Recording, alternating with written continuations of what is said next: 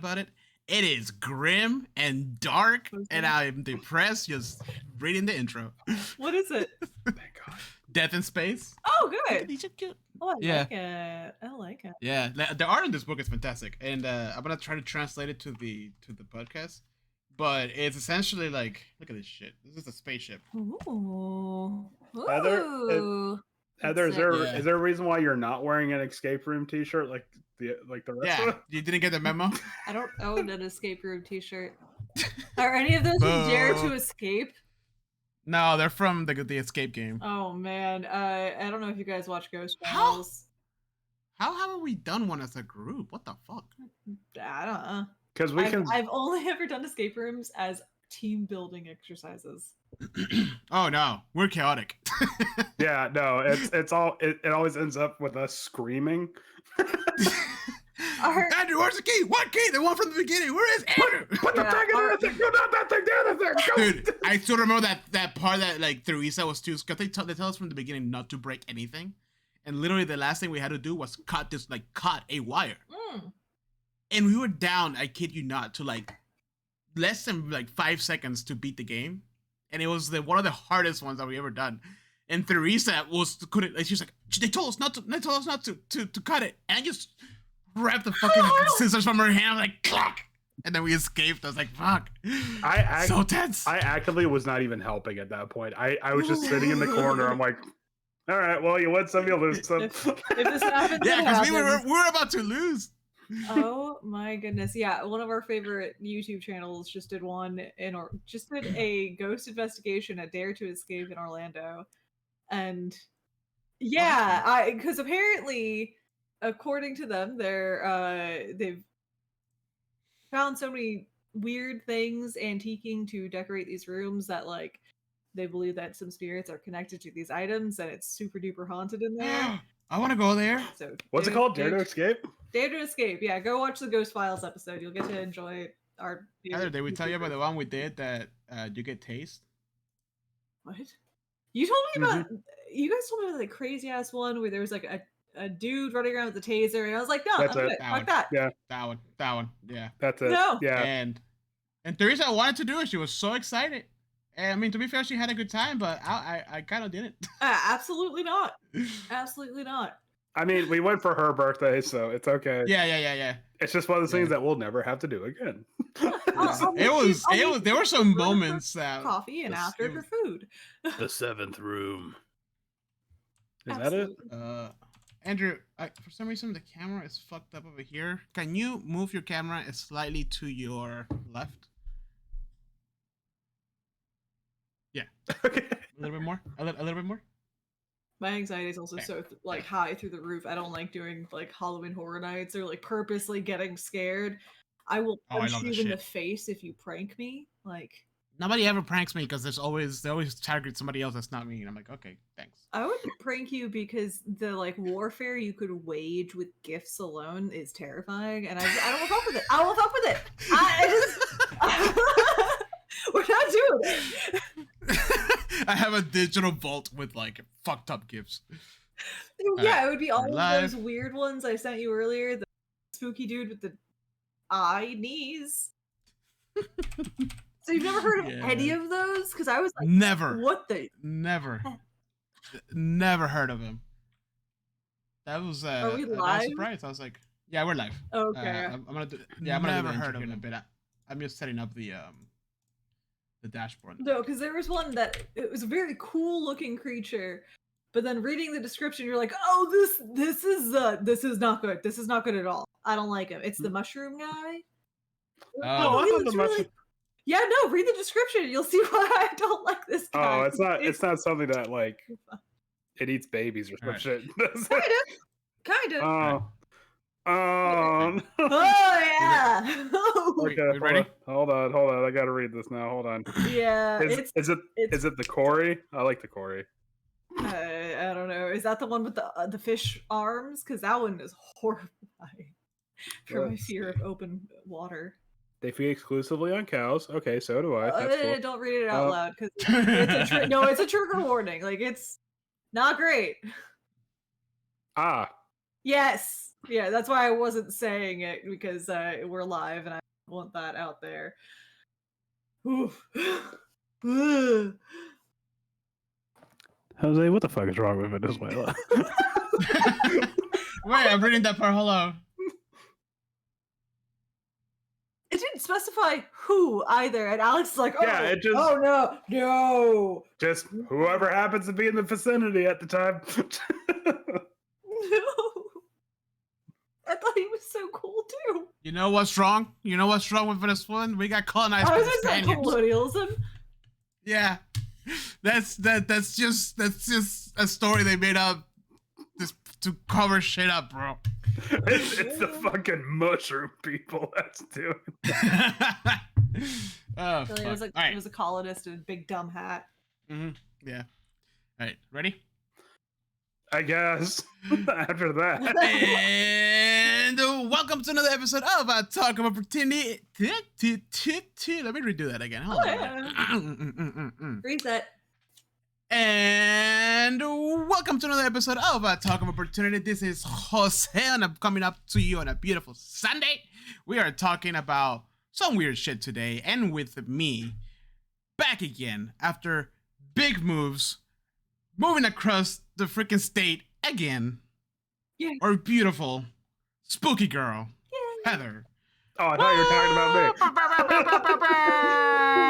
Oh yeah, and Andrew's also here, but I can't get rid of him. I've moved to a little farm so I can be the creepy witch on the block. I'm very excited for my future here. It's gonna be great. I can't wait for the for all the fuck Jose. the people you're gonna be bewitching. Jose, Oh yeah, I can't wait for my neighbors to walk up, and if I don't like them, like, oh yeah, like there's some carrots, there's some onions. That one's poisonous. I have Eat it. I have red things that have scarred me, and I will never be the same. I'm sorry that happened to you. Yeah, Literally like I'm 5 never, seconds ago. I'm never going to Venezuela. Why not? It's a great country. I've ruined Andrew with a very specific Venezuelan cryptid. Just avoid the Yeah. mycelium. Oh, Just don't go down into the Amazons. Okay, Even you'll be said fine. that like all mushrooms are those. I know. I was like, I don't love that. I don't love that energy. Yeah, so a residential spooky girl decided to go beyond the American. Oh, hey, Tony. Beyond the Americas and or the Western world, I guess you could say, and go into a thorough shithole country of Venezuela and find the cryptics that are apparently really fucked up. So, however, we're not going to be talking about that. Today we are talking about Dungeons and Dragons specifically related monsters. I'm going to mispronounce this. I am so sorry, but we're talking about the Rakshasa and the Flail Snail. And with that, let's play that music.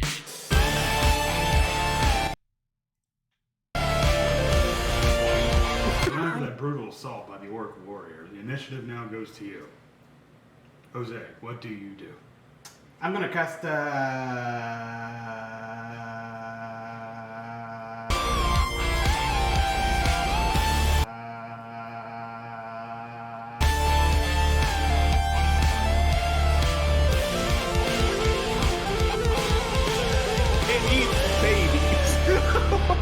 I know. You said like, oh, does it eat babies? And I was like, that would be better. That would be a better role. It would be better. I love that the intro ended, and I always do like a little bit of an entry run of audio, and it was you saying, "I hope they ate babies," and it was so much worse. It's the fact. I know. No, we're not talking about that. It's the fact. Hold on, wait, real quick. I want to ask one question. No answers. I just put want the one name question. of this creature out there so other people can figure out what we're talking about. Is it the fact that it looks like a mushroom? Is it a psychological thing? All right, moving on.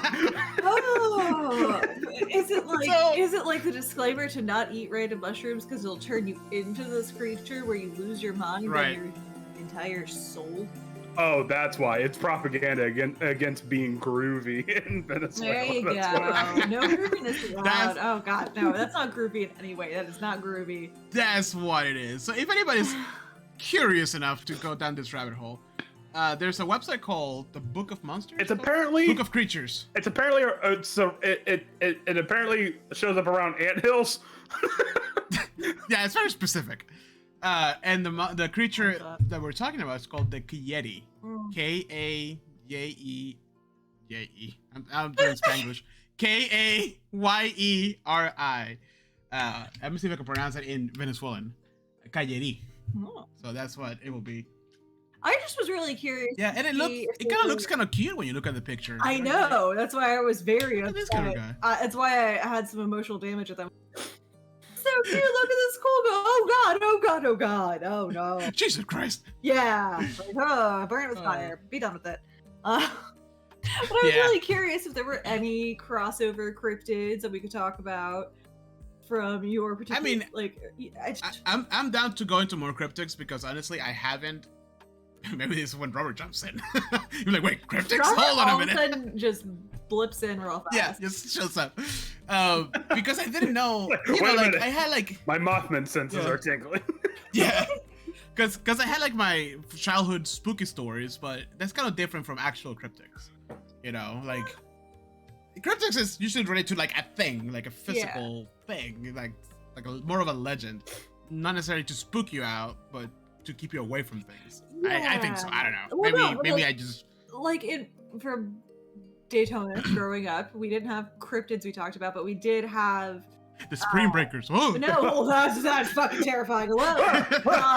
No, but like out in the woods, we would have something that was called the pink fog, and then there were also the lights out in the loop, which is that's called pollution. No. The pink fog was something that was like apparently around as a lore for like hundreds of years, but it's literally a pink fog that rolls into a certain section of the swamplands there, and it is said to devour people. Oh. Yes, like it's a like cannibalistic fog. Yes. So there was Wait, in Daytona? In Daytona, in the like Ormond Beach area, like a little further north where there's What they more. didn't know, that is a spring breaker ripping some massive fucking cotton off of a base. And someone's out like, there- Chad. Yeah. Oh man. No, there were also like spectral lights that were said to follow your cars out in the wooded areas. Like Where a will o' there's the just wisp kind of thing? like a will o' the wisp, like- but a little more aggressive, where it would literally follow the vehicle like a spirit lights. And then it would knock on your door asking you got any spare change to start cleaning your windows. And so I'm like, no, Oh, get away. damn it. They tell you like, oh my we came down for vacation, and I'm just saying, if there's any like monsters from Florida, it's 9 times out of 10 a meth addict. Yeah. It's Florida man. Yeah. Oh. It's multiple entities See, across the state. See, that's the thing. Cryptids to me are a little too modern for my taste. I want like old-fashioned monsters, well, these like are like in the 700 years Tomoka plus. River area, and these are like some of them are related to like Native American folklore of the area. So Yeah, these see, are a that's- long okay. time. That's better. Also, Yeah. is the pink fog where the Simpsons got the idea for the smoke that turns you inside out in that one treehouse of horror? Oh Is that? God, I hope so. I hope That's why it so. kind of sounded familiar. I knew it was like some weird shit. Yeah, Okay, that was an very odd nice one. one. I was like, that's setting. I don't want it. I don't want it. Okay. Hey, why pink? I don't know. The gays are coming. I assume because it's a very swampy area, there may be to do with the like. It- As Natural color. every disbeliever will say, it's swamp gas.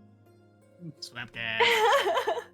I'm also assuming it's pink because it eats people, and so it's like, Oh, it's like A little blood fleshy. mist. yeah, Yeah. blood, awful, Oh. that kind of stuff. Right. All right. So it's been a minute. We got her back after she decided to leave us and have us do more research on our own. Unbelievable. I had to Yeah, move. She was like, big robots and cyberpunks. No way, losers. I moved to the ancient city, as they call it around Yeah. here. Don't say it out loud because they will like find you. It's totally not haunted. It's very haunted. I'm so pumped for it. Yeah, they have a good Oh, ghost. so it's okay if it's That's haunted what as long as it's not in it's your immediate vicinity. Yes, absolutely. I'm It- sorry, you it's can't. totally fine as long as it's not my residence You can't have it both ways. Ghosts know no property. They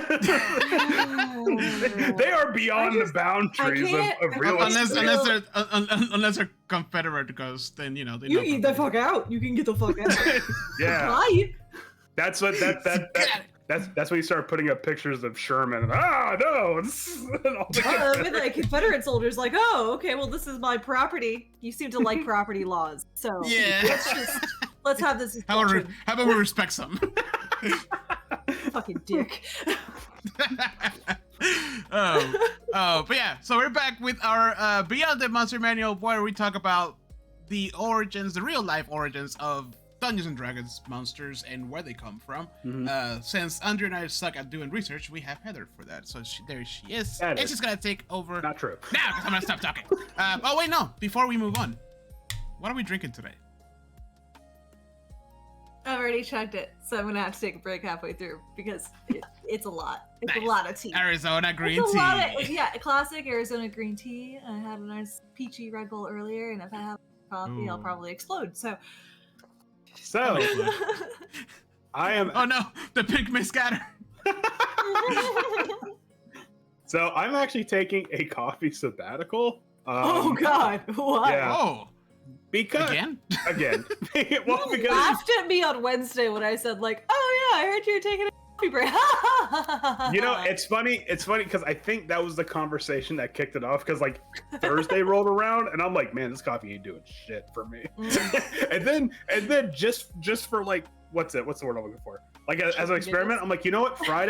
Friday, I'm going to go to work without coffee, and I felt literally no different than the day I had coffee. So I'm like, damn. Yeah, I think I'm done for a minute. So no coffee for me. Andrew, you got to stick with it this time. I know, I am. I'm going to wait until. I'm going to be your sponsor.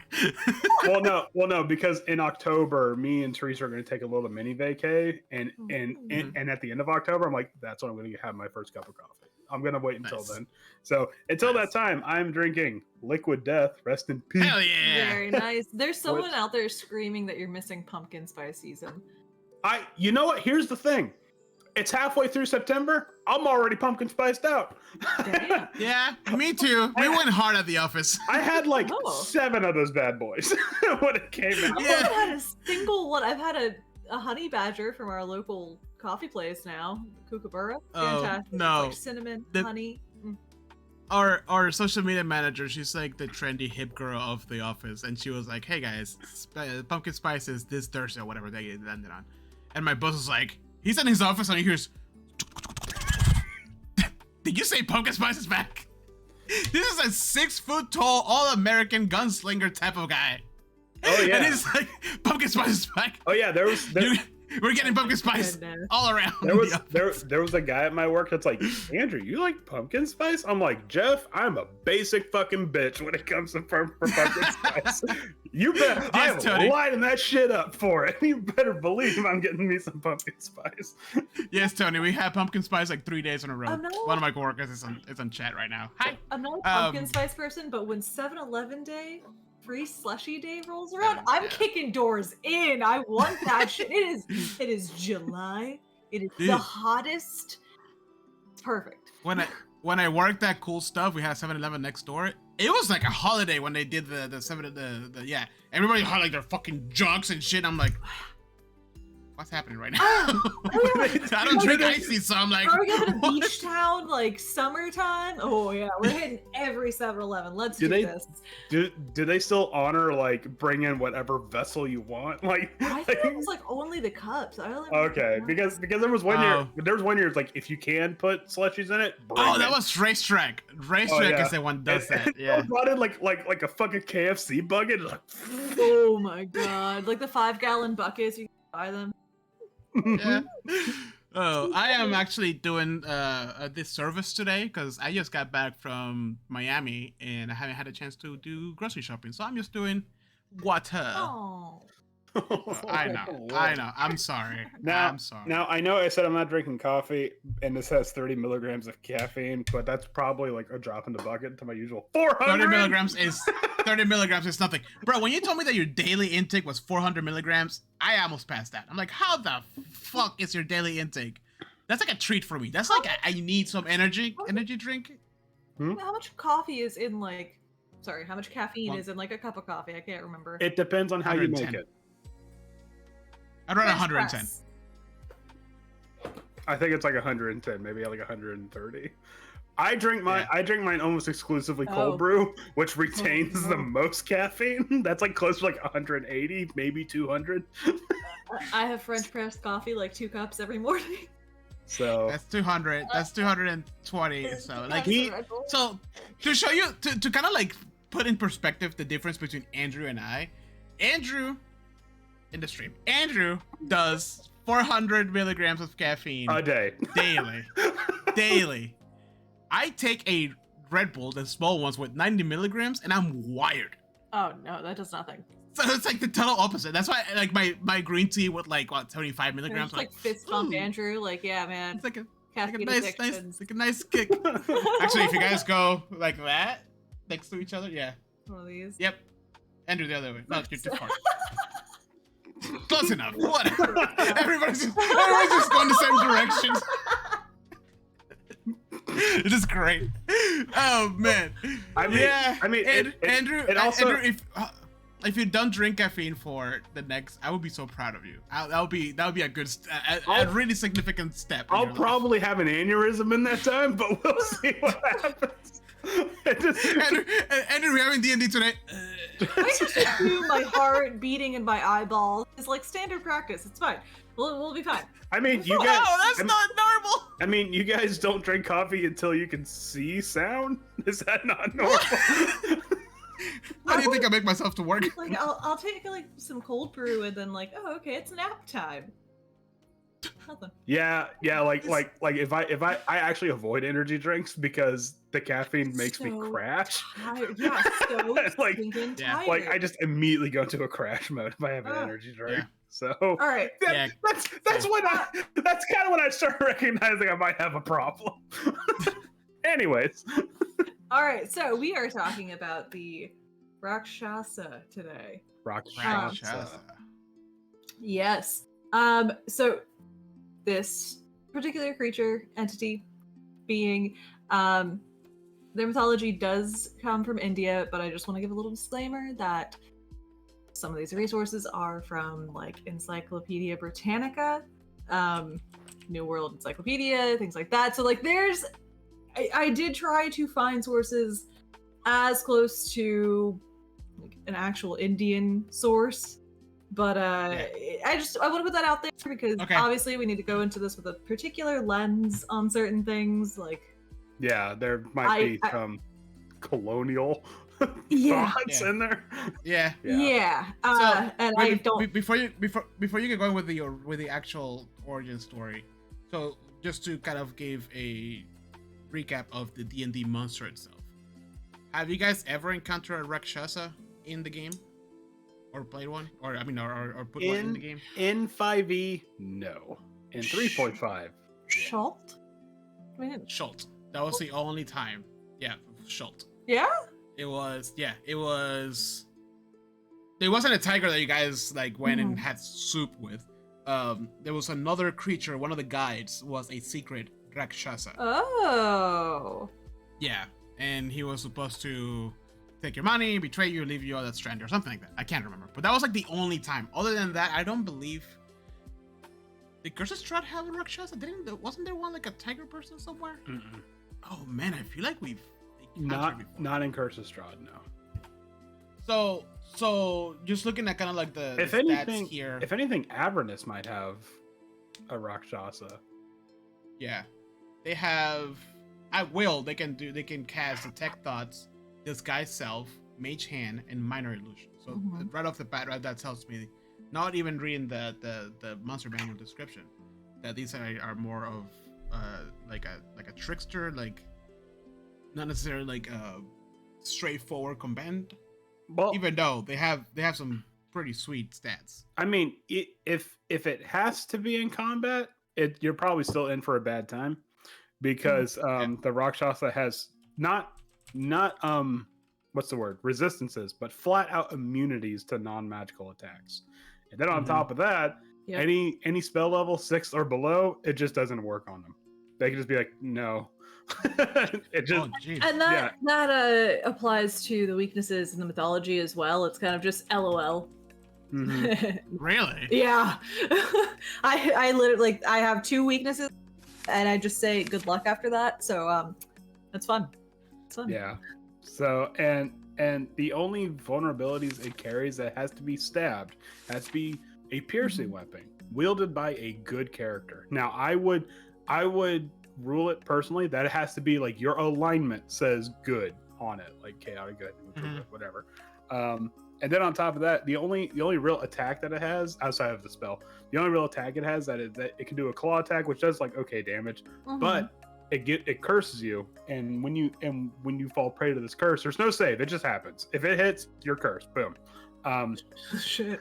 when you fall prey to this curse, you can't rest. No more short rests. No more long rests. You because every time you try to sleep, you're barraged by nightmares. Oh. Yeah. So and the only way you can remove this curse is with a remove curse. Now, granted, that kind of like removes a lot of the teeth in it. But if I was running a Rakshasa, I wouldn't say anything. I would just be like, hey, you didn't sleep good. You know, that way to kind of give it a little bit of mystery. You know, that way it's not like, oh, you have a curse. Oh, okay, let me pop open this curse be gone. And then, you know, but also early on, I mean, how long did it take us to actually get remove curse in the party? Yeah, I just got it. You know. Yeah, exactly. So it's been a minute. But I mean, but that was also like happenstance of party construction and it's the bad rolls. If you have a cleric in your party that's level 4, whatever. Yeah. So if you have a chaotic paladin level 9, you gotta wait. Yeah. So their origin, it says, or I'm reading from the monster manual now. It's the evil spirits, immortal flesh. Rakshasas originated long ago in the 9 hells when powerful devils created a dark ritual to free their essence from their fiendish bodies in order to escape the lower planes. Oh. A Rakshasa enters the material plane to feed its appetite for humanoids, flesh, and evil schemes. It selects its prey with care, taking pains to keep its presence in the world secret. So it's literally a devil in mortal flesh. Yeah. Interesting. A devil made flesh. Yeah. But for Rakshasa, death on the material plane means an agonizing and torturous return to the 9 hells, where its essence remains trapped until its body is reformed, a process that can take months of years. When the Rakshasa is reborn, it has all the memories and knowledge of its former life, and it seeks retribution against the one who slew it. If the target has somehow slipped through these gaps, the Rakshasa might punish its killer family, friends, or descendants. Like devils, Rakshasas kill in the 9 hells and are forever destroyed. Right, because devils can come to the material plane, and if they're slayed here, they're just reborn in the 9 hells. Yep. As a imp, not an imp. What's the word I'm looking for? What's the minor devil? Lemure. Yeah. It's a Lemure, and then they have to like go up the level system they have until they become whatever level they were before. A Rakshasa, kind of the same thing, but they just become a Rakshasa in the 9 hells, and then they're reborn again in the material plane after they reform, essentially. Interesting. So they're just in D&D, I guess. They're just devils. I would imagine this would probably be a monster that knows how to network. Like it's not gonna, it's not, you know what I mean? It's not gonna do anything like solo. Like if you find yourself face to face with a Rakshasa, that's because you had to go through all of its goons and lieutenants and stuff like that. Yeah. Like I could definitely see like a Rakshasa being like the head of like some deep underground crime empire, like a high player of an Xanathar's guild or something like that. Yeah, exactly. Or perhaps being on par with Xanathar himself, but of like a rival gang. Yeah. You know? Okay. Yeah. So, and he's just stirring the pot because that's what devils do. Yep. just trying to, you know, bring people down the path that rocks. Yeah, and it's crazy because they look, I mean, kind of friendly, so they're very easy to, if somebody doesn't know. Oh, I'm just a tabaxi. Yeah, not in mythology. In mythology, you're like, that guy is definitely evil. That's not good. Well, I mean, there's one dead giveaway of what gives in D&D at least what gives away a Rakshasa, and that its hands are backwards. You know, that's so, very like Jinn legend, like genie Jinn. It's said the way you identify them is by their hands or their feet being backward. Oh, really? Yeah. Oh, you know, I'm cool with hands, but backwards feet, like. Yeah, no, there were like myths of people spotting these creatures walking about in the world, and all of a sudden they're like, they seemed normal until I got to the feet. And it's heels first, and you're like, no. So I mean, what you could do is that you could probably have it be like a Rakshasa is like, oh yeah, I'm just a tabaxi, or I mean, they would probably use disguise self, but I mean, if they did catch them, like metaphorically with their pants down, be like, oh yeah, I'm just a tabaxi, and like they're just wearing gloves all the time, and stuff like that. Yeah, Mittens on hands. And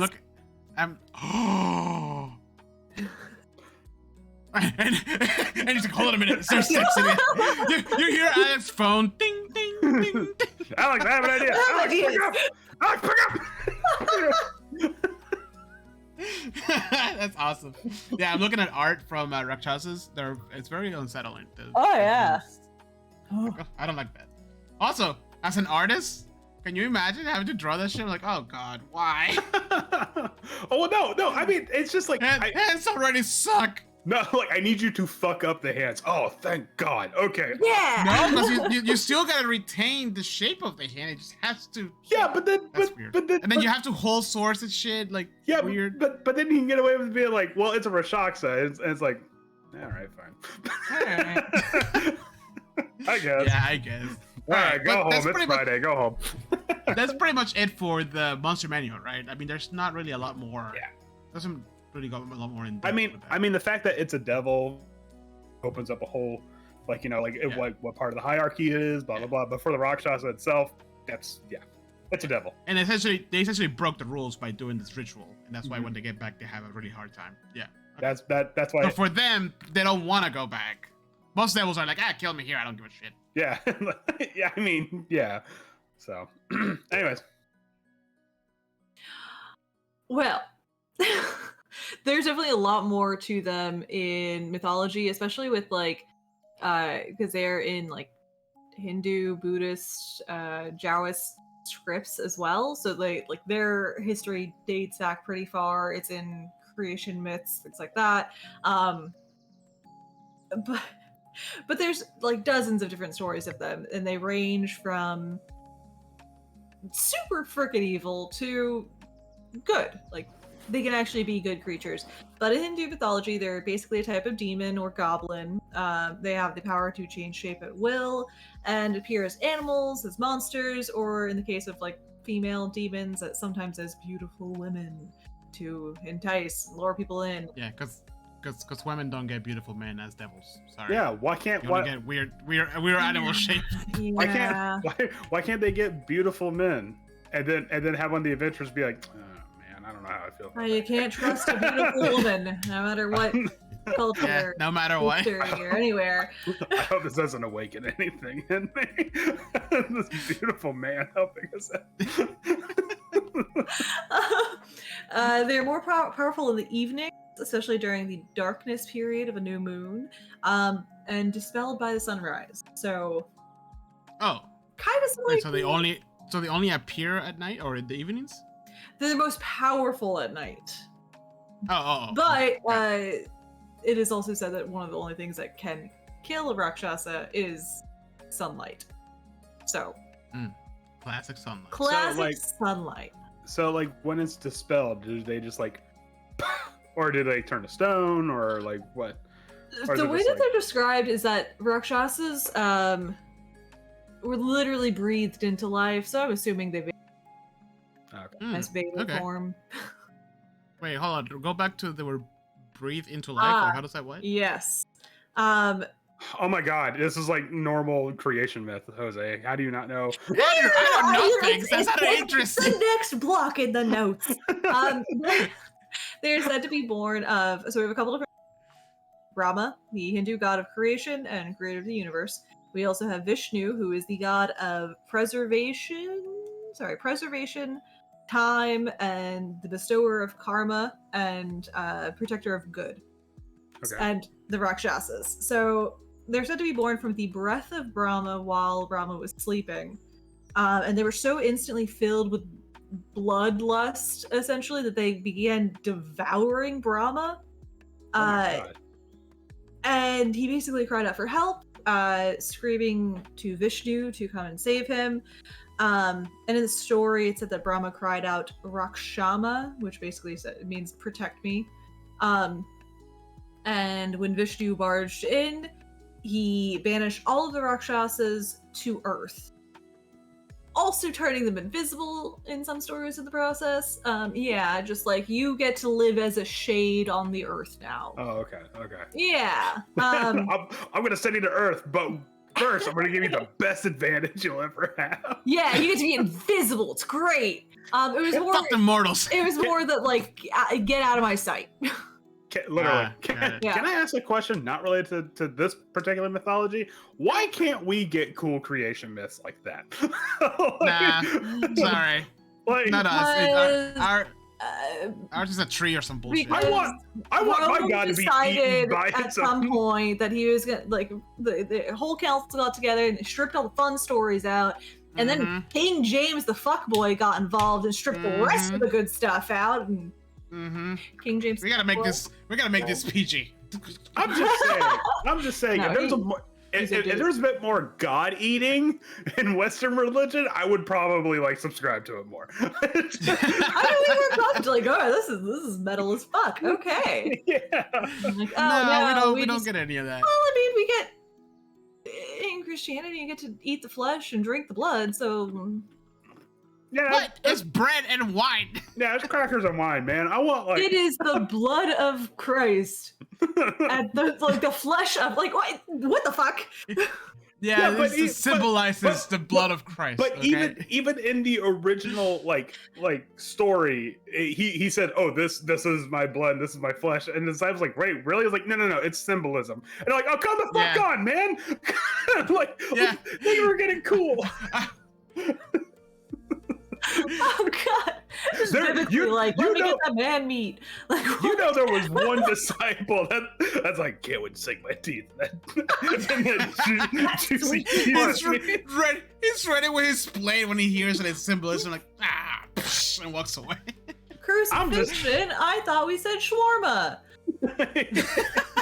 All right, let's not get canceled by the Christian. I'm so sorry. And, I'm so sorry. It's a D&D podcast. We're already on a slippery slope. that is true. You're right. My bad. Go on. I'm just saying. God eating. I grew up in it. Like, I don't know. I either way, no shade if you have faith. Like, good on you. We're just assholes. Yeah. Yeah. Either way, so they're said to detest sacrifices and prayers, often depicted as protagonists in Hindu scripts and Buddhism and Jainism and things like that. So they're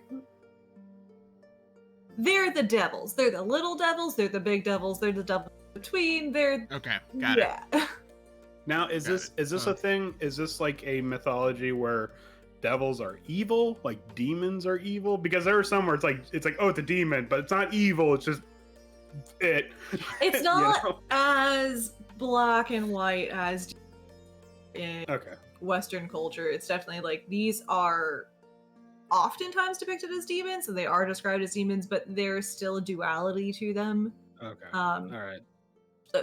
Yes, it's a majority of the time. It's like probably evil, probably want to avoid them, but they're still good ones. They might be good. Yeah, it might be good. It might be okay. You know what? I'm just gonna talk to this Rakshasa. I'm gonna sort everything out. Oh god, I'm dead. What's the worst that could happen? Alrighty. So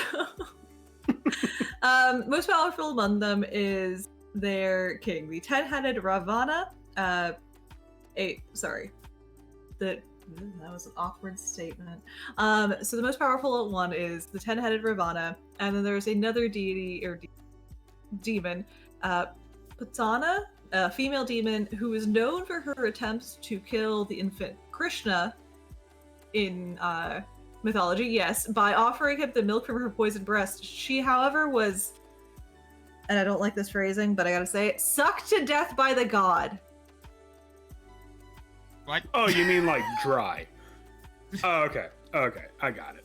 All right, desiccated. Like, Yeah. yeah, like in Tank Girl when the guy, the water stealer, and he shriveled Right. up. That's what happened. Okay.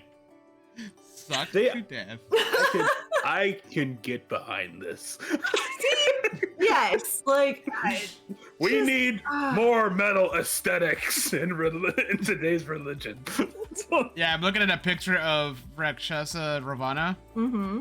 Metal as fuck. A Metal as fuck. 10-headed. Wait, hold on. Is it a 10-headed Rakshasa or just a 10-headed god? Either way, still pretty cool. It is the king of the Rakshasas, and it is a 10-headed creature, demon. That is awesome. Yes. So not all of them are evil. Some are more akin to yaksas, which are nature spirits, while others are similar to asuras, the traditional opponents of the gods. The term Rakshasa, however, generally applies to those demons who hunt cemeteries, eat the flesh of men, and drink the milk of cows dry as if by magic. Oh, okay. Yeah, you don't want them there. Eat the flesh. Yeah, because of men. cows are holy in their religion, right? I believe so. Let's not make any assumptions. Let's not. Yeah, let's not say anything definitive. I do believe that there's a certain Well, level of respect. What about that one? yeah, and so like, you know, drying out a cow's milk sounds like the worst like curse you can probably have. Yeah, in it's the religion you're literally taking life away from the villagers Yeah. or the family. So yeah. Yeah. So, Damn. God damn, that's some awesome fucking artwork. Yeah. I posted it in our chat, like the Facebook chat. There's even like depictions of them like carved into these ancient bridges and things like that, and like they're so sick because it's usually these massive battlefields or these insane epic tales damn. that they're depicting. Like they're cool. They're so cool. So as a normal, everyday human being, right? How did the Rakshasa kind of like come into play? This sounds to me like this is like king level stuff. It's a bit odd because they're just demons, so demons can pop up anywhere Right. at any okay. time for any person. So they could be as minute as your cow is dried up and now Rakshasa is obviously Right. terrorizing your family. Your cousin went missing in the mountains. Well, they got eaten by the Rakshasa. It sucks. Oh, okay. Got it. Regards. Like Tell them I got eaten by a Rakshasa.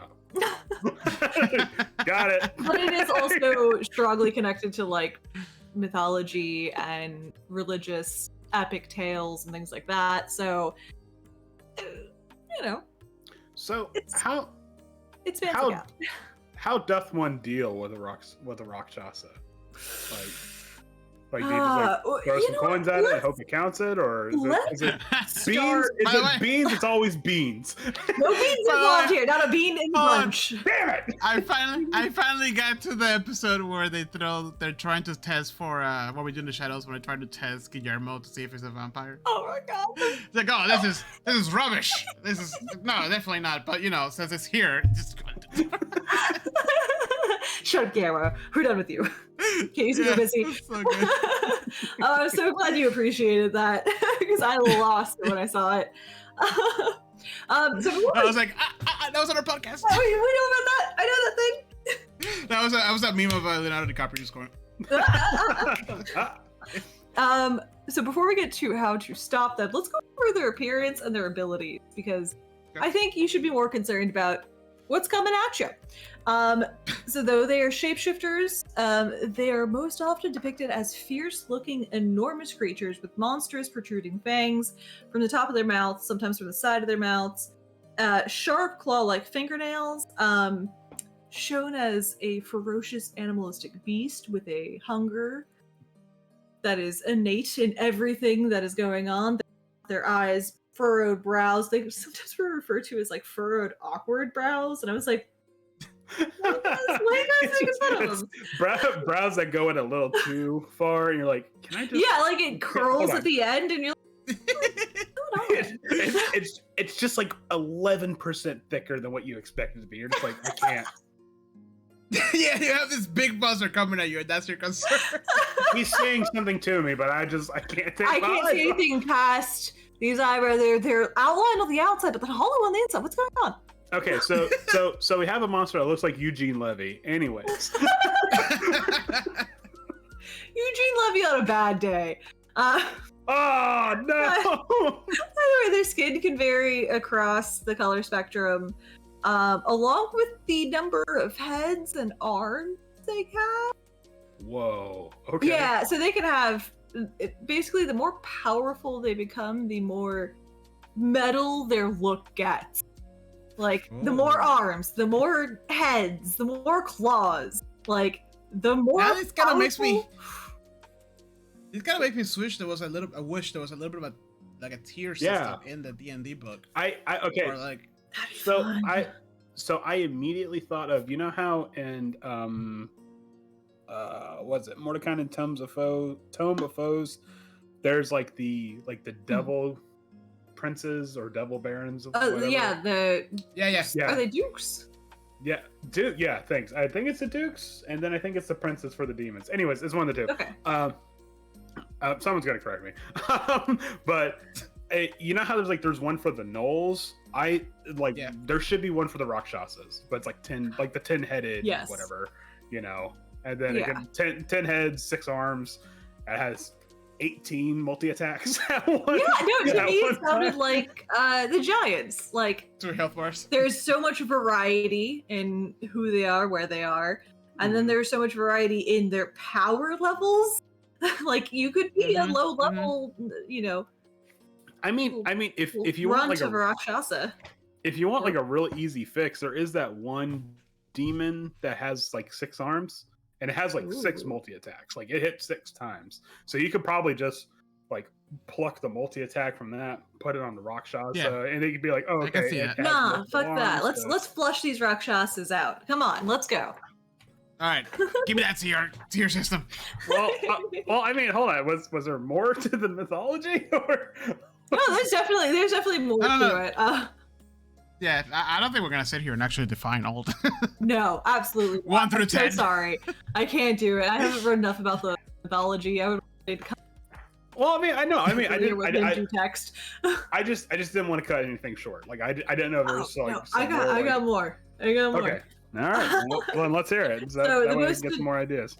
Yeah, the most demonic is said to have flaming red eyes and flaming red hair, and to be constantly drinking human blood from their cupped hands or from a nice little human skull mug. I hope it's insulated. Damn. Really, like, oh yeah, oh man. So yeah, it'd be a little actually. It'd be perfect. Yeah. It just. I didn't hear anything about them having twisted hands, but they are known to carry an ass ton of weapons. Like, beery levels of just weapons slung on the back. Just hammer space. Just hammers, swords, clubs, everything in between. Like, whatever they can destroy you with, probably there. Huh. But Oh, you know what's a good point? When they say backwards hand, is it backwards like this backwards or like this backwards? You know what I mean? It's backwards. Like, okay, so take my hand and then Got it, 180 got it. it, That's got how. That's how. So it's not just a thumb on the other side. Got it. No. Like, someone's like, Upsetting, but all right. still upsetting, still don't like it. Yeah. So for their abilities, their insatiable hunger enhances their ability to track the scent of human flesh, so there's no hiding. Okay. They're created innately of magic, so they have very powerful magical abilities. They can fly, they can turn invisible, and they have powers of illusion that are really intense. They enable them to change size at will and assume the form of any creature, but they also have the ability to literally screw with your sense of reality. So they can torment your dreams, they can torment you with illusions. This is kind of where the curse thing comes in from the current Rakshasa in the book. Exactly. So they have Interesting.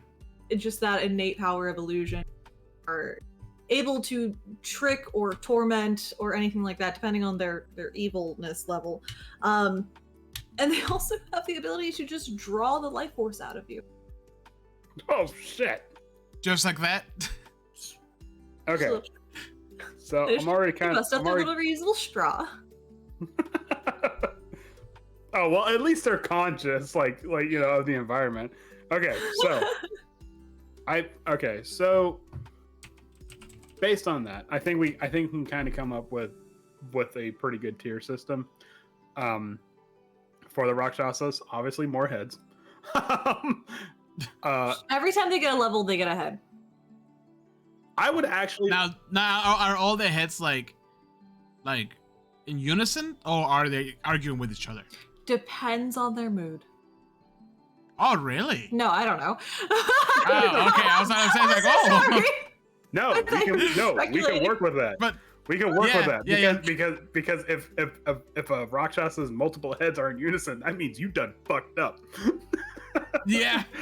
Oh god, they're all like staring at you, all 10 of them. Yeah, they're like bickering. All of a sudden, shoof, just like 7 eyes like on you, just like. No, Ooh. I'm sorry. Ooh. Yeah, I assume it's one core personality, and then probably multiple thought trains within that. But I assume they're all working together. It's not like fighting with themselves. Right. They got to this point by not being idiots. Yeah. So what I would probably do is probably have. I would say probably have like a 3, maybe 4-tier system. Let's just come up with a 4-tier system. All right, Okay. and we're not going to worry about stats or HP or AC because we're going to get lost in the weeds there. Wait, each head signifies something.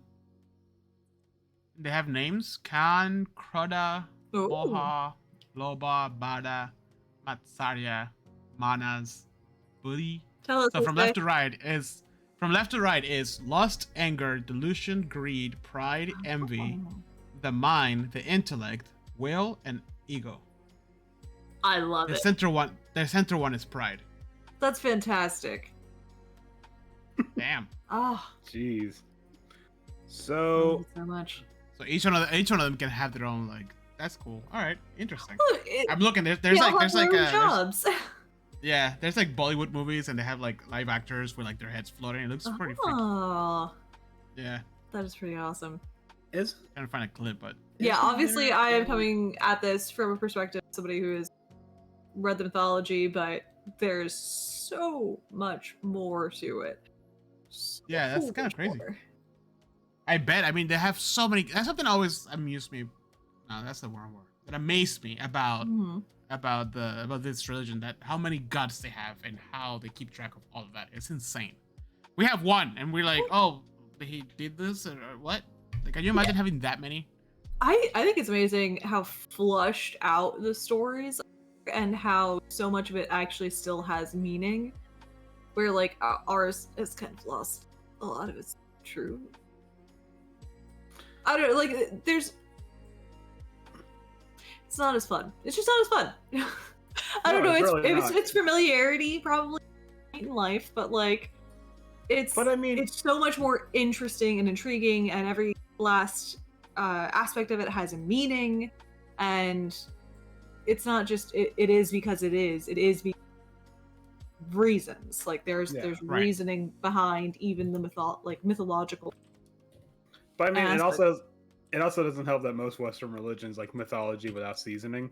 You know, like it's just like Yeah. it's like boiled chicken and white rice compared to even Greek mythology where like fucking like people were eating other people because like no he said like it's prophesized that he's gonna be my doom. All right, I'm gonna eat this motherfucker. Yeah.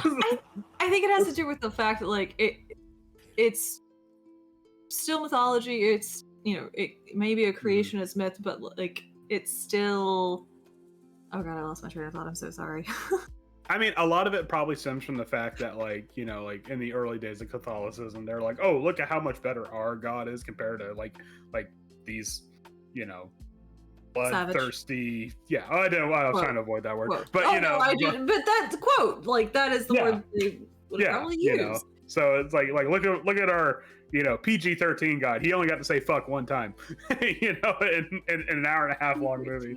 So, well, it's also just the higher power thing. It is gods without personality. Mm-hmm.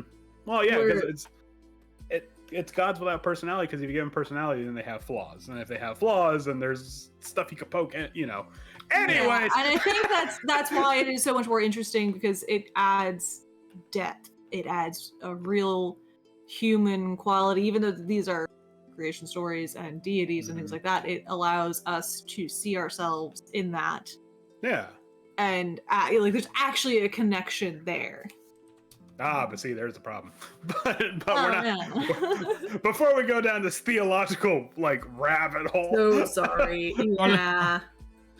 We were supposed to talk about monsters, and here we are talking about... are a populous race. They're both good and evil. And as we say, alongside the armies of good and evil. And here we are talking about the origins of Catholic suffering. Anyway. My favorite. Guilt. Good guilt. Do you feel guilty? Why not? You should. Anyway. Wow, we derailed that really bad. Anyway. Nah, it's all right. It's okay. But no, I mean, thank you, Andrew. I'm just saying, like, every like, why do we get the boring religion? I agree. So. Tony says, "Yay, trauma!" Yeah. Anybody else go to Southern Baptist? I wasn't even... Yeah, Yay! Okay. Catholic. Yeah. We can compare scars. No, you know what? Let's talk about these more entertaining religions. All right, so Rakshasas, though, they are powerful warriors, typically expert magicians, illusionists, and as illusionists, they're able to create insane worlds that are believed by people who have misfortune of wandering into them. Right. Some of them are said to be man-eaters, but others also seem to just love killing on the battlefields, but they will serve lords, they will serve deities, they're happy being soldiers as well. Oh, so they will, so a lot of them could serve a human? They could serve a human, they probably won't, unless that human is super evil. I can imagine like a regular battlefield, right? Like there's a war and then Rakshasas just show up and like, what the fuck? Yeah, I mean, complete chaos. Yeah, they will occasionally serve as rank and file soldiers, but specifically to warlords. So you gotta have a certain level of, murdering prowess. Got it. So yeah. You said there were good Rakshasas too, or ambivalent? Yes. At the very least? Oh, they will fight on the side of good. They will use their illusionist abilities to help along good people's. Presumably, they're more rare than the rest. Yeah, they are. Okay. I mean, obviously, they are not. One singular entity. They obviously have like a lot more personality, a lot more nuance to them. Right. But yeah, the majority of them out of evil. They started out evil. They got kind of trucking as evil, but. They're more than that. There's duality here. That would actually make for a pretty interesting quest or like a side quest where it's like, it's a Rakshasa and it's like, I don't want to be bad anymore. How do I be good? Yeah, that'd be pretty cool. You know? But like all their abilities lend themselves to being bad. And it's just like, this is all I know. I'm sorry. It's just like, oh, well, you can help this person like with this debtor. Like, do I kill the debtor? No. We can solve this without violence. And the Rakshasa is like, all right, you got me stumped. How do we do it? You lost me. Yeah. That'd be pretty funny. It's along those lines. Like, I could see it as I don't know, you have to go talk to a warlord, help him in his mission to stop these invading armies, blah, blah, blah, blah. I say warlord but let's say it's a positive connotation here. You find out it's a Rakshasa, or even better, the advisor is a Rakshasa. Classic. The general of the army, Rakshasa, but like he's reveling on all of this. Paladin Rakshasa? Paladin Rakshasa? That could be Oathbreaker? Well, it depends on what your oath is. It could be an oath of vengeance. Yeah. Oath of glory. I don't know, man. Glory does not equal good. We've already established this. Yes, we did. Arrival of the Frostman. Yes, we did. Well, I don't know, man. Tony says, nah, always choose violence. I mean, at the end of the Paladin. At the end of the day, glory. We moved to Oathbreaker. Call it a day. Just saying. Boom. It's universal language. Yeah. But all right. What else is this Rakshasa got for us? So our last little bit we're gonna go over here. Exorcism or sunlight? Wait, what? That's it. Exorcism or sunlight. That's it. So you can exorcise the devil out of a Rakshasa? You can basically banish them back to Got it. So a the banishment lower spell. plane. Yeah, it's a sunlight Got it. banishment. keep going. I'll be right back. Keep going. Okay. Bye. Bye. Or sunlight, which I find funny. Like, oh, I'm just gonna, I don't know, solarize the stank out of this. It's kind of funny how there's so many. I feel like I never picked those spells, banishment or sunlight, but I feel like that like solves everything. I did pick daylight for Icewind Dale. Or daylight, sorry. Yeah. No. I did pick daylight for Icewind Dale, and I definitely. It could be really like cool if this works, but if this doesn't work, I'm just gonna be an asshole saying like, "Here I am." Because it's so situational. Like, how do you know? I almost threw it out there during the whole dragon chase, just hoping that it would turn around and be like, "The hell is that? What's this little beacon of light over here?" Nothing. I don't know if it was gonna work. I think when it comes to that, and now we're talking about mechanics, is you tell the DM, I'm gonna try to distract with this. All right, sorry about see if that. it happens. Oh god, he's bad. God damn. Andrew, if I threw out daylight during that dragon, would the dragon have cared? No. That's what I thought. Why the hell would a dragon care about daylight? Wait, what did I walk into? Don't worry about it. No, I'm gonna say it's exorcism and sunlight is the only thing that can stop a Rakshasa. actually destroy. Yeah, stop a Rakshasa. Well, first of all, the daylight spell specifically says it's not sunlight, so it just makes. Isn't one that there's sunlight? There is one that is sunlight, but it's like I think it's like a level It's a high 7 level spell. one. Yeah. Okay, that's what I'm thinking about then. Yeah. You create a miniature sun. Yeah. Well, Octavia already did that. We did that once. Well. Okay. All right. That's Rakshasa. Obviously, this is scratching the surface on the mythology there. Yeah. There are so many stories. I did not have time to read even a fraction of them. I mean, when it comes from a religion that's like thousands of years old, how can we possibly, nail it down? I'm gonna say the same thing I say with every single one of these episodes. Like, there's so much depth you can pull from here. Holy crap! Just like the tier system alone could add so much more to the, especially if you're doing like a Hindu-inspired adventure, right? Yeah. Like you can really grab this adventure and just evolve the current Rakshasa both forward and backwards. So you have like some minor level ones that you can just fodder, and then you have like the whatever, like the big buzz fight with the 10 heads. Or then you all of a sudden have one that you find along the way during your mystery. Like, are they gonna betray us? Yeah, exactly. Like, so do we trust this fucker? I don't know. I mean, look, he's so cute. He's a tiger. There's a setting in Ravenloft that is specifically inspired by Hindu, like, religion. Oh, really? Which one? I forget which one off the top of my head, but it's the one where it's a constant hunt.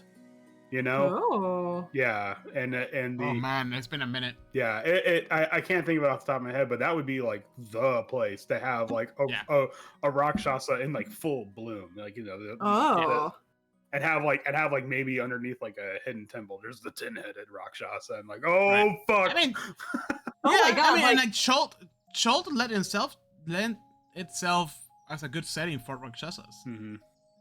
You know, it's just that the one we have in the book is kind of powerful for an adventure 1 through 10. Yeah. And if you add a couple more of those, it's like, ooh. Well, I mean, I know. Imagine if we were going through the crypt at like Yeah. Ravenloft though, and all of a sudden we open a door, there's a Rakshasa just spinning swords with multiple hands, like no one can escape the windmill. Nope. you know Close the what? door. That's just yeah. Oh no, we're- don't worry, Put you my back. natural enemy. Yeah. Oh God. I can't deal with the doorknob with my weird backwards hands. God, can someone help? This is not a backwards hand friendly. It's not ADA It compliant. projects not- the illusion through the door, so It's not anti-ergonomic. I can't work this door handle. I would just love the Rakshasa. You found a Rakshasa, you ran away from it, and then it just spends the rest of the time fucking with you via illusions through a dungeon. That could be a lot of fun. Just, That could be for a just DM. It could be a lot of fun. torturing you. So I mean, Yeah. if you want like a quick, easy way to spice up a Rakshasa, just based on what you said, I would say throw some weirder but more powerful spells into its repertoire. Like give it like the dream spell, where it will actively Yeah. go into your dreams, Wow. fuck with you, and if you fail a wisdom save, you take some psychic damage. And then maybe if it's like the much more powerful one, or like if we're talking about like the 10-headed god of Rakshasas or whatever, like maybe give it the actual weird spell. Like the 9th level, Yeah. it affects everybody in a 30-foot radius, and it does like 4d10 psychic damage, but you see some weird, wacky shit the entire time it's happening, you know? Oh man. But then, like, also on top of that, I would probably, like, a more powerful Rakshasa, like the base ones, we can leave it kind of the way it is. It kind of is what it is. But the more powerful ones, like, probably give it flight speed naturally. Just Yeah. right off the bat, no flight spell, just boom, it has whatever, Right. like 40 feet of flight. And then maybe actually do add on that Marlith, like 6 attacks, but give each attack like a different weapon. Like this one's like a halberd, this one's a mace, this one's a blah blah blah. Yeah. You know, and that way it has a little bit of variety. Let's see, there was something else. I kind of love the idea of Rakshasa hunting the party through like the forest of Shult, like, the jungle Yeah. of Shult. Like, Yeah. you're being hunted, like in full blood predator style. Yeah, predator Yeah. style. Oh, Yeah. Like, like a there's- shade. Like maybe kind of pull from the Revenant stat block a bit, and like if you somehow manage to kill a Rakshasa the first time around, first of all, good on you. But then when it comes back, it's going to know where you're at, like within Ooh. like it can ping your general location within miles of where you're at. So it's like, no, this thing. So now we got like It Follows Rakshasa edition. Yes. I love And it. Make it I a little love bit it. a little bit spookier. Yeah, Yeah. like you can't actually defeat it. It just kind of like a, Yeah, unless smoke. you exercise them with a ritual of some kind. or you Or- capture it and keep it in the daylight. Yeah. Yeah, and maybe to like kind of counterbalance that, we can give it like the sunlight sensitivity that it has for Mhm. like drows, and maybe even take like some radiant damage from the sun like vampires do. However, I'm kind of about that part, because then it's just like, oh, just chop down some trees, you know, and Yeah. you don't want to give it too many vulnerabilities. You want this thing to be scary. Yeah, yeah. I mean, the fact that it is immune to non-magical damage. Everything. Non-magical everything, but also the fact that you have to stab it directly, which means you have to get close in range. Mhm. It's difficult. Or Speaking as the tank of the group. Or maybe what we can do is that it could be like there's a version for Rakshasas during the day, and then once the sun goes down, there's a much more powerful version for Rakshasas. And it's just like, Okay. you just got to Yeah. survive the night. I mean, it against does this say that they are more Rakshasa. powerful at night, specifically. It doesn't say, I mean, it says you can defeat them with sunlight, Right. but. it But I doesn't sound mean, like- You know, to kind of beef it up a bit, to make it a bit more scary. You know, like trying to find ways to make it more interesting than just give it like a big sack ton of hit points and and like 23 armor or something. Yeah. You know, kind of. Yeah, I would definitely keep the what's it? the invincibilities, the immunities. Mhm. I would definitely keep the immunities because just the fact that it can just like, you know, a level 6 spell and it just bats it out of the way. Like that's kind of a wake up call for a lot of adventuring parties. I really don't know. I really don't think we can beef it up past that point because like even if we were to go to like 7th level, that feels like that's kind of cheating the players a bit. But I don't know. Definitely just add some little things here. Add some flair. Yeah. Get weird with it. Weird picture of a Rakshasa online. Like find the craziest one you can and just base your stats on that. Add Get weird with it. Yeah, get weird with it. That's what I'm for. Get weird with it.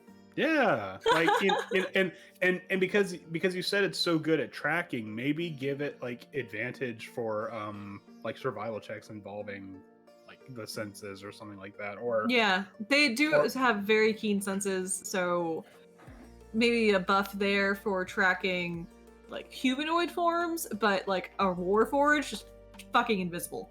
Yeah, and that way you know it can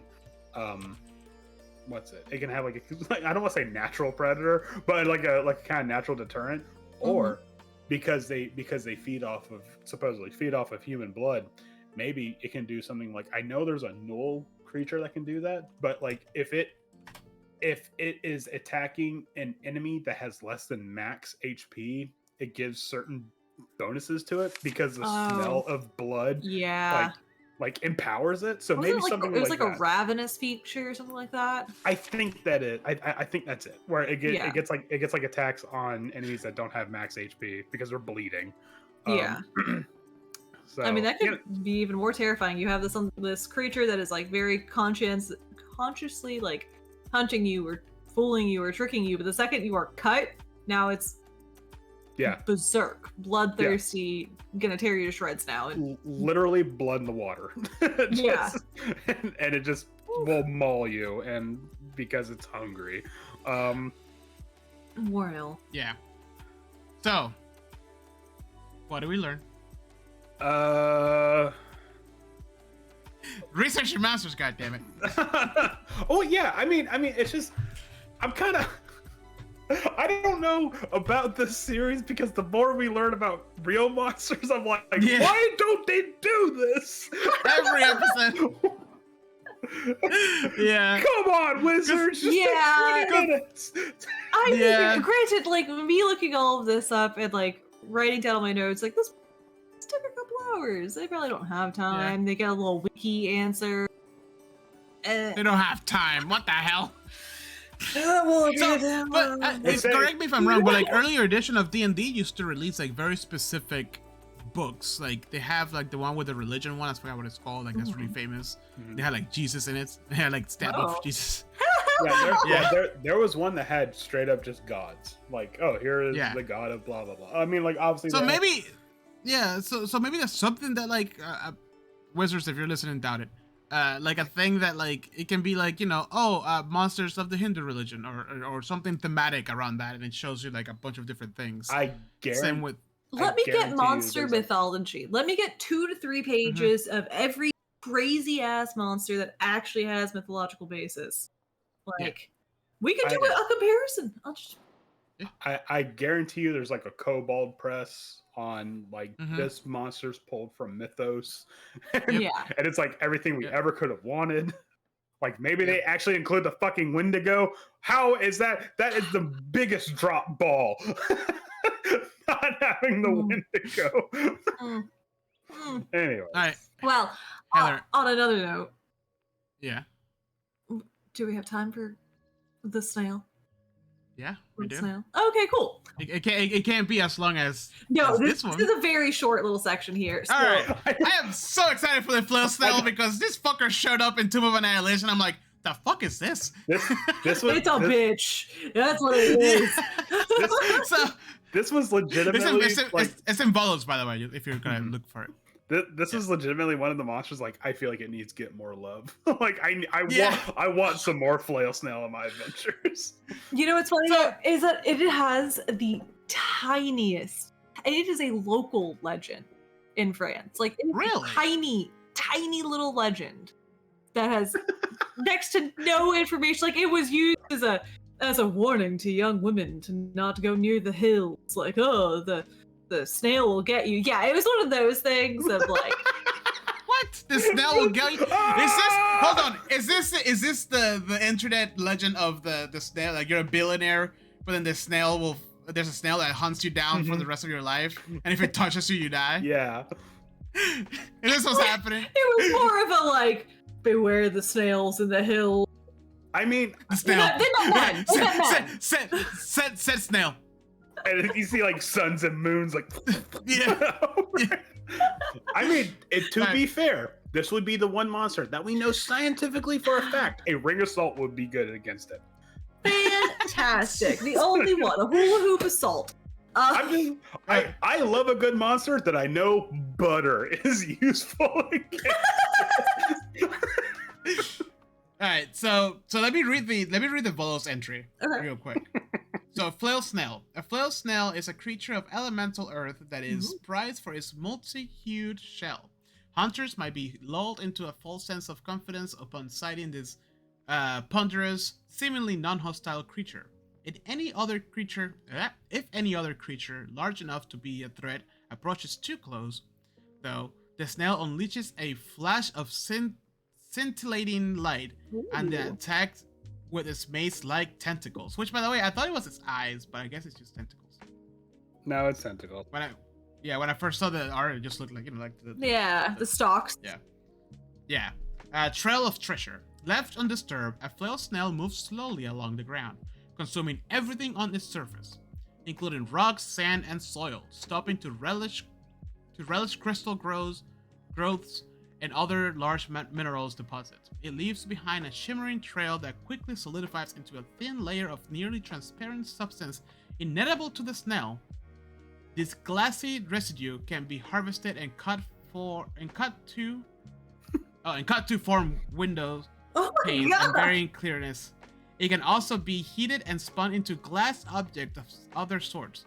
Some humanoids make a living from trailing flail snails to collect its glass, which is fascinating.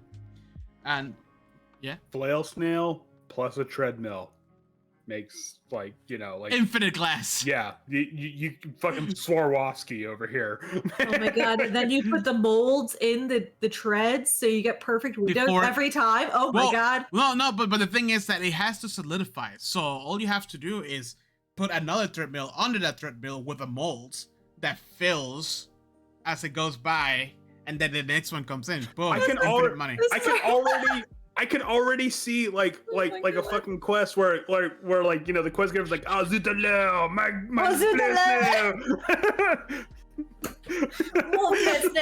Oh, so this thing is also called the Lou Carcol. Okay. Carcol. Apparently, what is the Spanish word for snail? It ranked in my head as soon as you said it. Caracol. So it is actually based on that word. That word.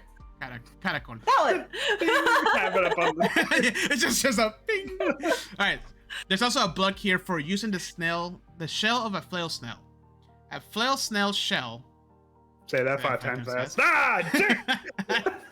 Which weighs about 250 pounds, has numerous uses. One intact shell can sell for 5,000 gold pieces. Many hunters seek the shell of its antimatic properties. Magic. A skilled armorer can make 3 shields from one shell. For 1 month, each shield gives its wielder a snail's anti-magic shell trail. Jesus Christ. Oh my god, I want this armor. I want it as armor so bad. When the shield's magic fades, it leaves behind an exotic shield that is the perfect item from which to make a spell guard shield. Oh shit. A flail snail shell can also be used to make a rope of scintillating colors. The shell is ground and added to the dye while the garment is being fashioned. The powder is also a material component of the ritual that enchants the rope. Oh, okay, cool.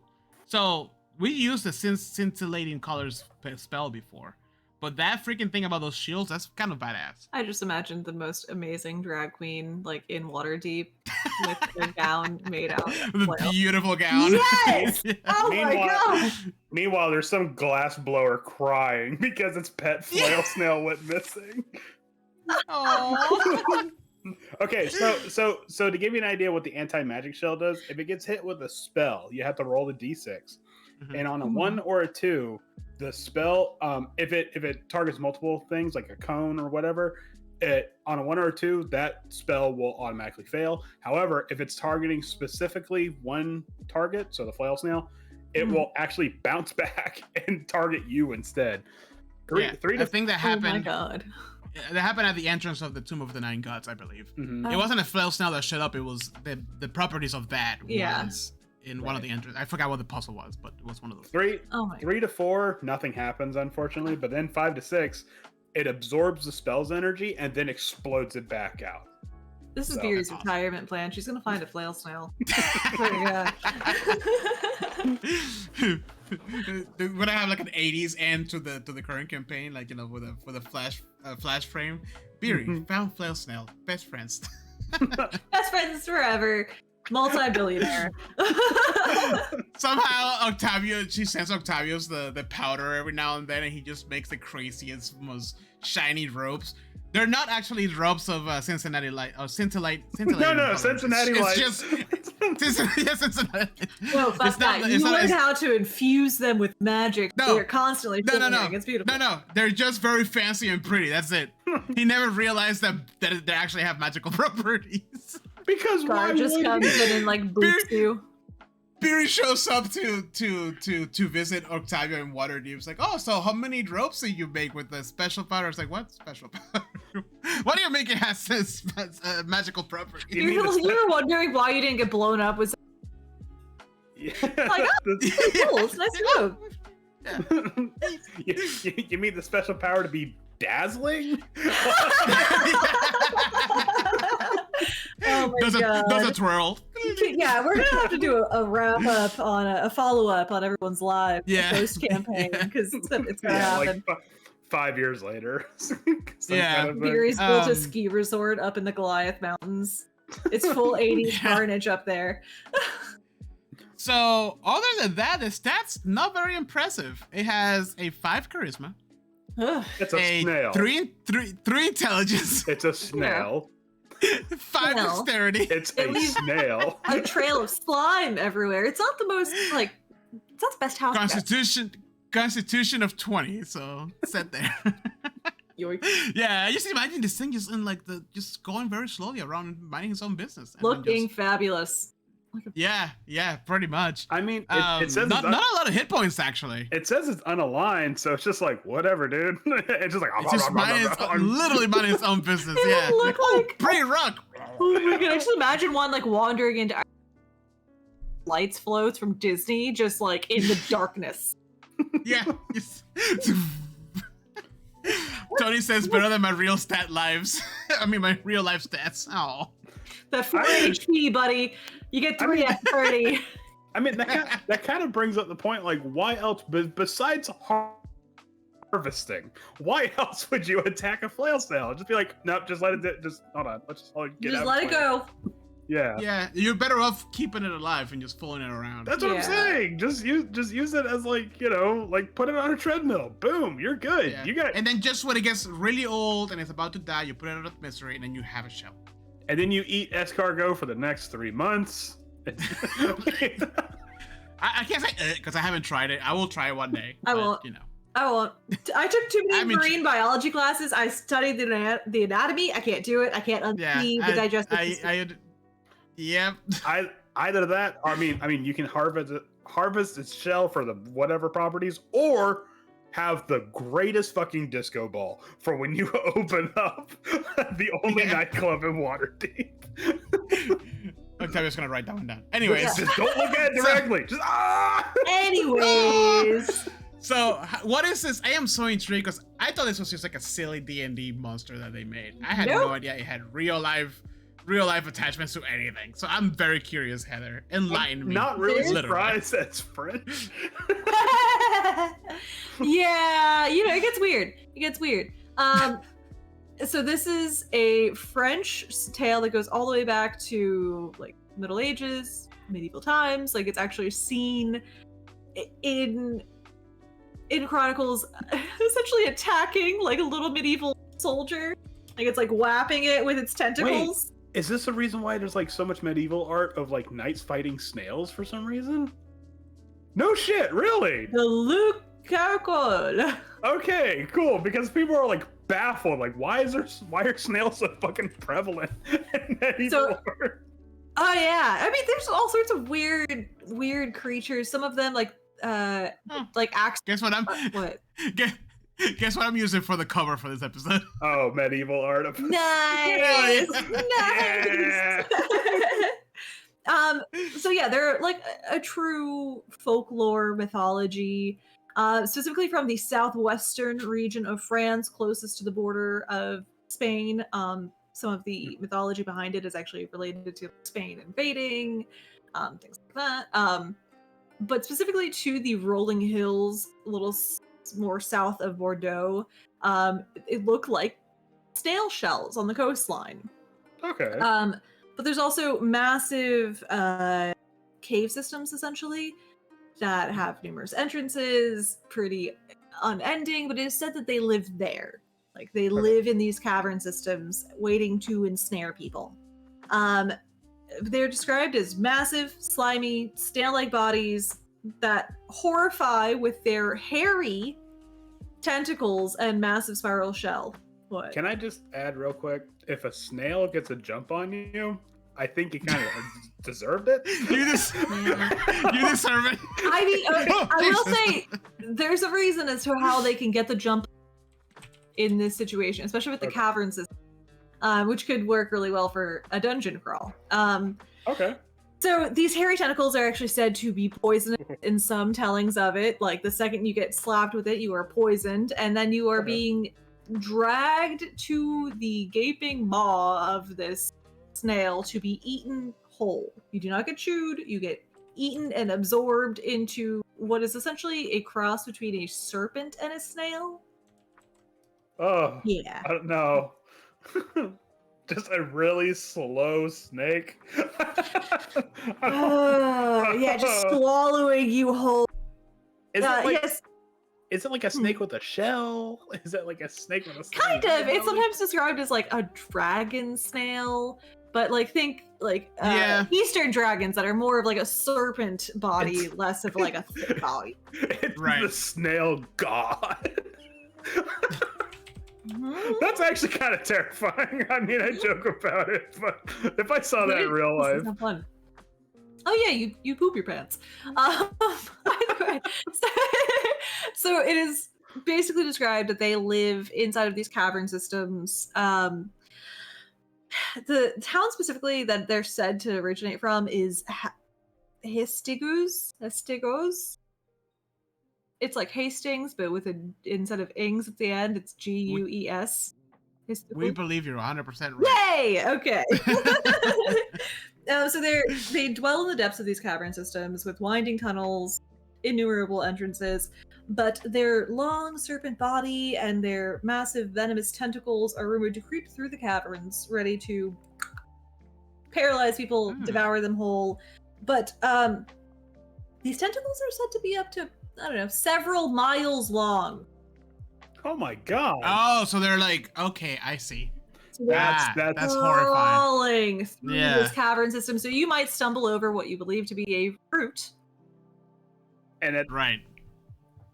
I don't like this. Oh no. And then it just whips and it you. drags your ass all the way through the depths of this cavern until you just eaten. Very, very slowly. I imagine like the tentacles are probably fast moving, large lumbering body, slow moving. So I'm imagining it like one central location. Oh, that'd be even worse. Dragged down to it. And you just see this large, lumbering, slightly shimmering in the moonlight thing. Yeah.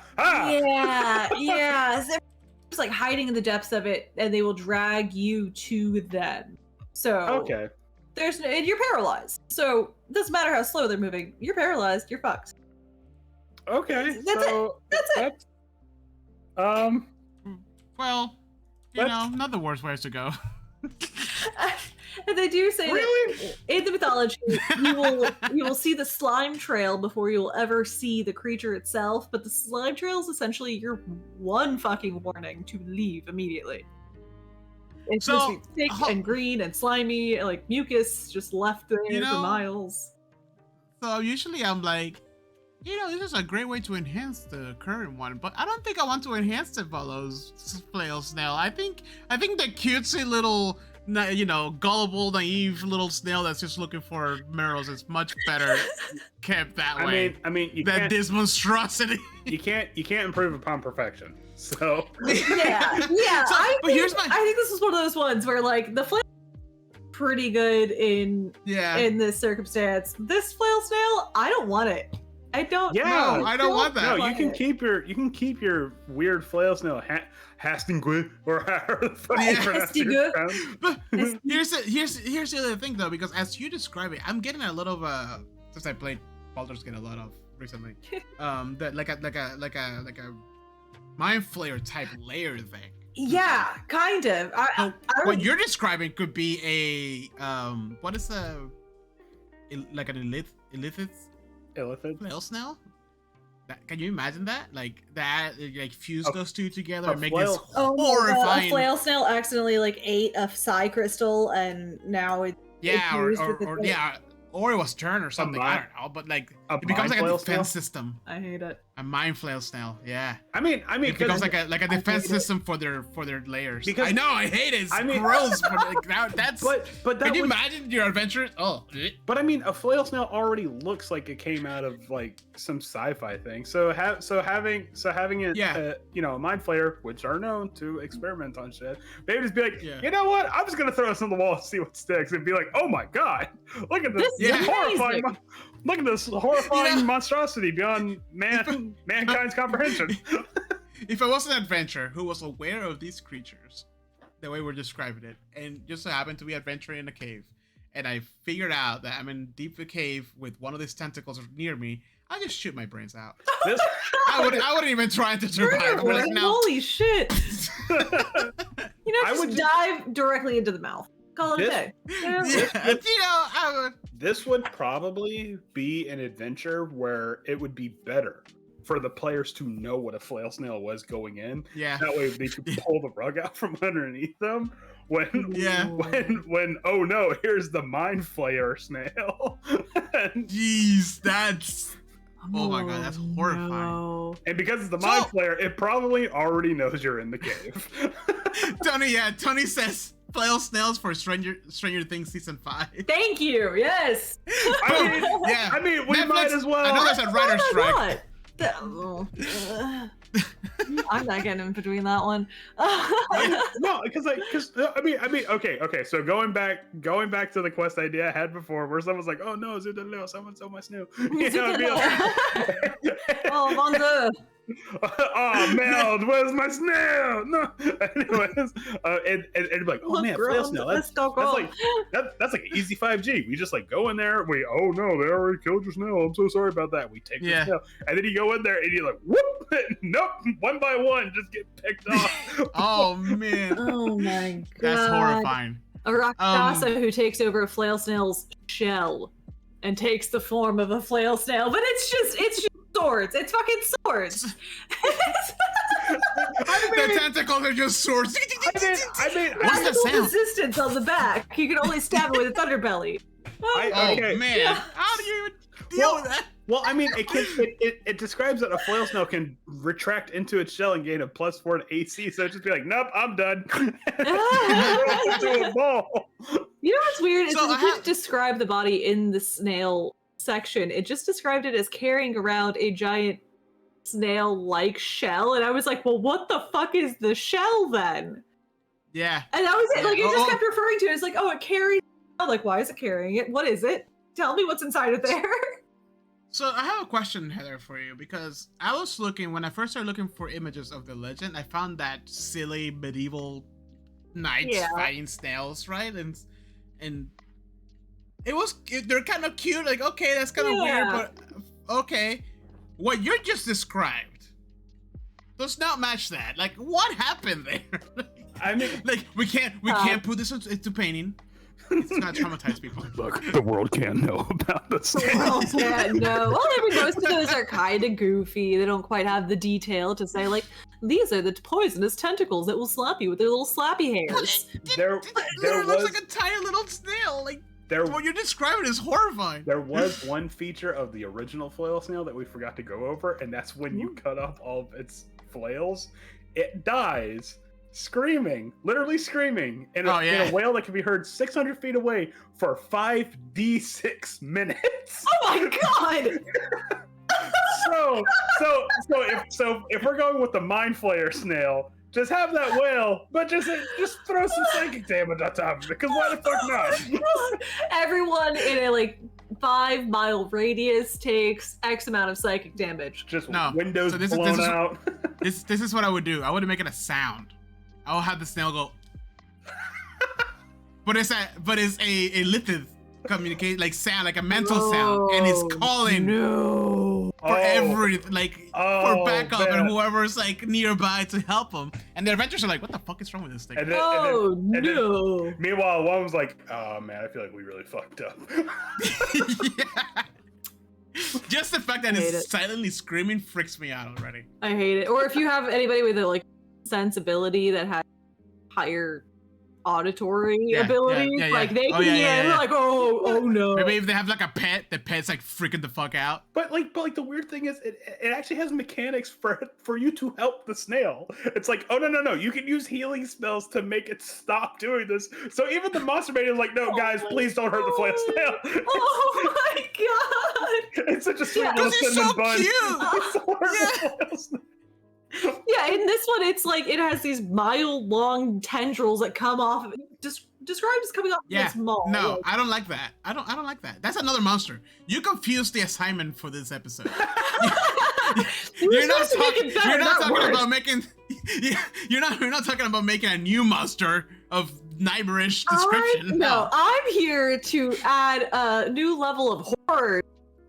Yeah. Make your, like, I want you to haunt your players. I want this to be as bad as Jose's gifts. I want them to never be able to get that out of their fucking minds. I'm just saying, if I walked into a cave and it had flail snail tentacles all over, I'd be like, nah, you know what, man? This ain't my fight. No, but I do agree. I think, personally, I will separate the flail snail with the flail snail, you know, and then but I do agree, because like the pictures I was looking at for the actual like non D&D other artists renditions of it, not historical, just other modern, it's horrifying. Like it's like literally like a serpent dragon with a shell on it and like all kinds of weird shit in front of it. It's pretty cool. I would turn that into its own fucked up version of the flail snail. Yeah, I wonder if it's like a flail snail that got sent down to Avernus. It fell down into Avernus and just been consuming demonic souls, and now it's this. Maybe this is just where flail snails come from, and we're just like all willfully ignorant of the fact that these cute, not little, but these cute creatures with the nice shiny shells come from this horrifying monstrosity, and we're just like, you know imagine? What? The adventure is helping a researcher figuring out flail snails. Yeah, that's all. You're helping Volo. You're helping Volo figure out where flail snails. Yeah, he's like, where the fuck do these things come from? I know they exist, but where do they come from? It's like trying to figure out how eels reproduce. We're like, what the fuck? It's literally been keeping me up at night. The fall of the Roman Empire. I can't stop thinking about it. Yeah. Tony says that he enjoys my gifts. Thank you, Tony. Yeah, Tony, sign up for his weird and wonderful gifts. They're horrible. Oh, he's already part of it. Oh, good. I'm glad. I sent it to the whole office. I'm glad someone opens those emails, because I don't. Oh, that's why I never get 100% rate. Open rate. Heather, you're messing with my stats. I don't give a shit. It doesn't immediately go in the spam folder. Just like I won't do that. But I will delete them. I will go. No, thank you. No, thank you. Tony says I was signed up against my will, but I still enjoy them. Tony, Everybody will sign up against I it. said I was signing up for a D&D campaign. I got. yeah. It's in the legalese at the bottom of the contract. He asked for our email addresses for a Roll20 thing, and the next thing we know, we started getting these. And I'm like, oh, you bastard. Got him. Oh, yeah. Okay. Back to the Flail Snail. Love it. Horrifying. I don't like it. Love it. Yeah, that was my thought. Like, But the original Monster Manual Flail Snail. Love it. But that can be part of the quest. Like, you're helping Volo out, and then you find out what it is, and Volo's like, you know what? We don't need it. No, just leave that there. You find the original Flail Snail being its most horrific fashion. They come from the stars. I don't fucking know. Yeah. Make some The bullshit. little Flail Snail is like crawling out of there, and then you find out that there's 2 of these original monsters. Oh no. How did those get here? Because how do they fit inside under the hill? Oh no, this is opening a whole What can of worms. if? What if the hill was the shell? Whoa. I mean, that's the mythology here. Oh god, we're standing in this shell. And then we got a Flail Snail versus Tarask campaign. We're talking. The upper level of the hills, Flail Snails. Lower levels, Tarask. They're just like moving all over the place. You just The Tarask wakes up and pushes the Flail Snails out. Oh no, that would actually be really cool. We're like if you have like an elf character and they're like near 1,000 years old, you're like, wait a minute, that mountain wasn't there before. Who put that there? but because it moves literally at a snail space, like people won't notice. Yeah. And that could be, hey, guy that had that weird mountain meme going on in D&D. There's your answer. You're welcome. I know it's like 12 years too late, but there you go. Where are Flail Snails in D&D supposed to come from? Like, do they come from the Underdark? They don't. No, I think it says elemental earth. So the only thing I can think of is maybe the plane of earth. Yeah. So not Earth, our Earth, like that would like material. That would they had, like Earth. Suck balls though if you're in a mining town and all of a sudden a Flail Snail decides it wants to move in. It got ousted. If you're in a mining town in the elemental plane of Earth, you've already fucked up. Yeah. You've already. So this is Earth. Lost Mine of Fendelver. This is what was really down there. they crack a wall open and just like Flail Snail tentacles just spill out. Oh no. They're like, oh, what's all this weird like calamari? What the fuck is all this stuff? Oh no! and then one guy, oh no, just gets dragged into the mines, and that's the last we ever saw of Gary. Hi, Gary. Oh man. Oh, that was awesome, Heather. Thank you for enlightening me with that nightmarish You're description welcome. of Flail Snails. I hate it. Thank you for indulging my my weird research into Venezuela and earlier today because those are terrifying. I need to read all those entries because I had no idea. I'm a bad Venezuelan. Just so people are aware, we are not touching those.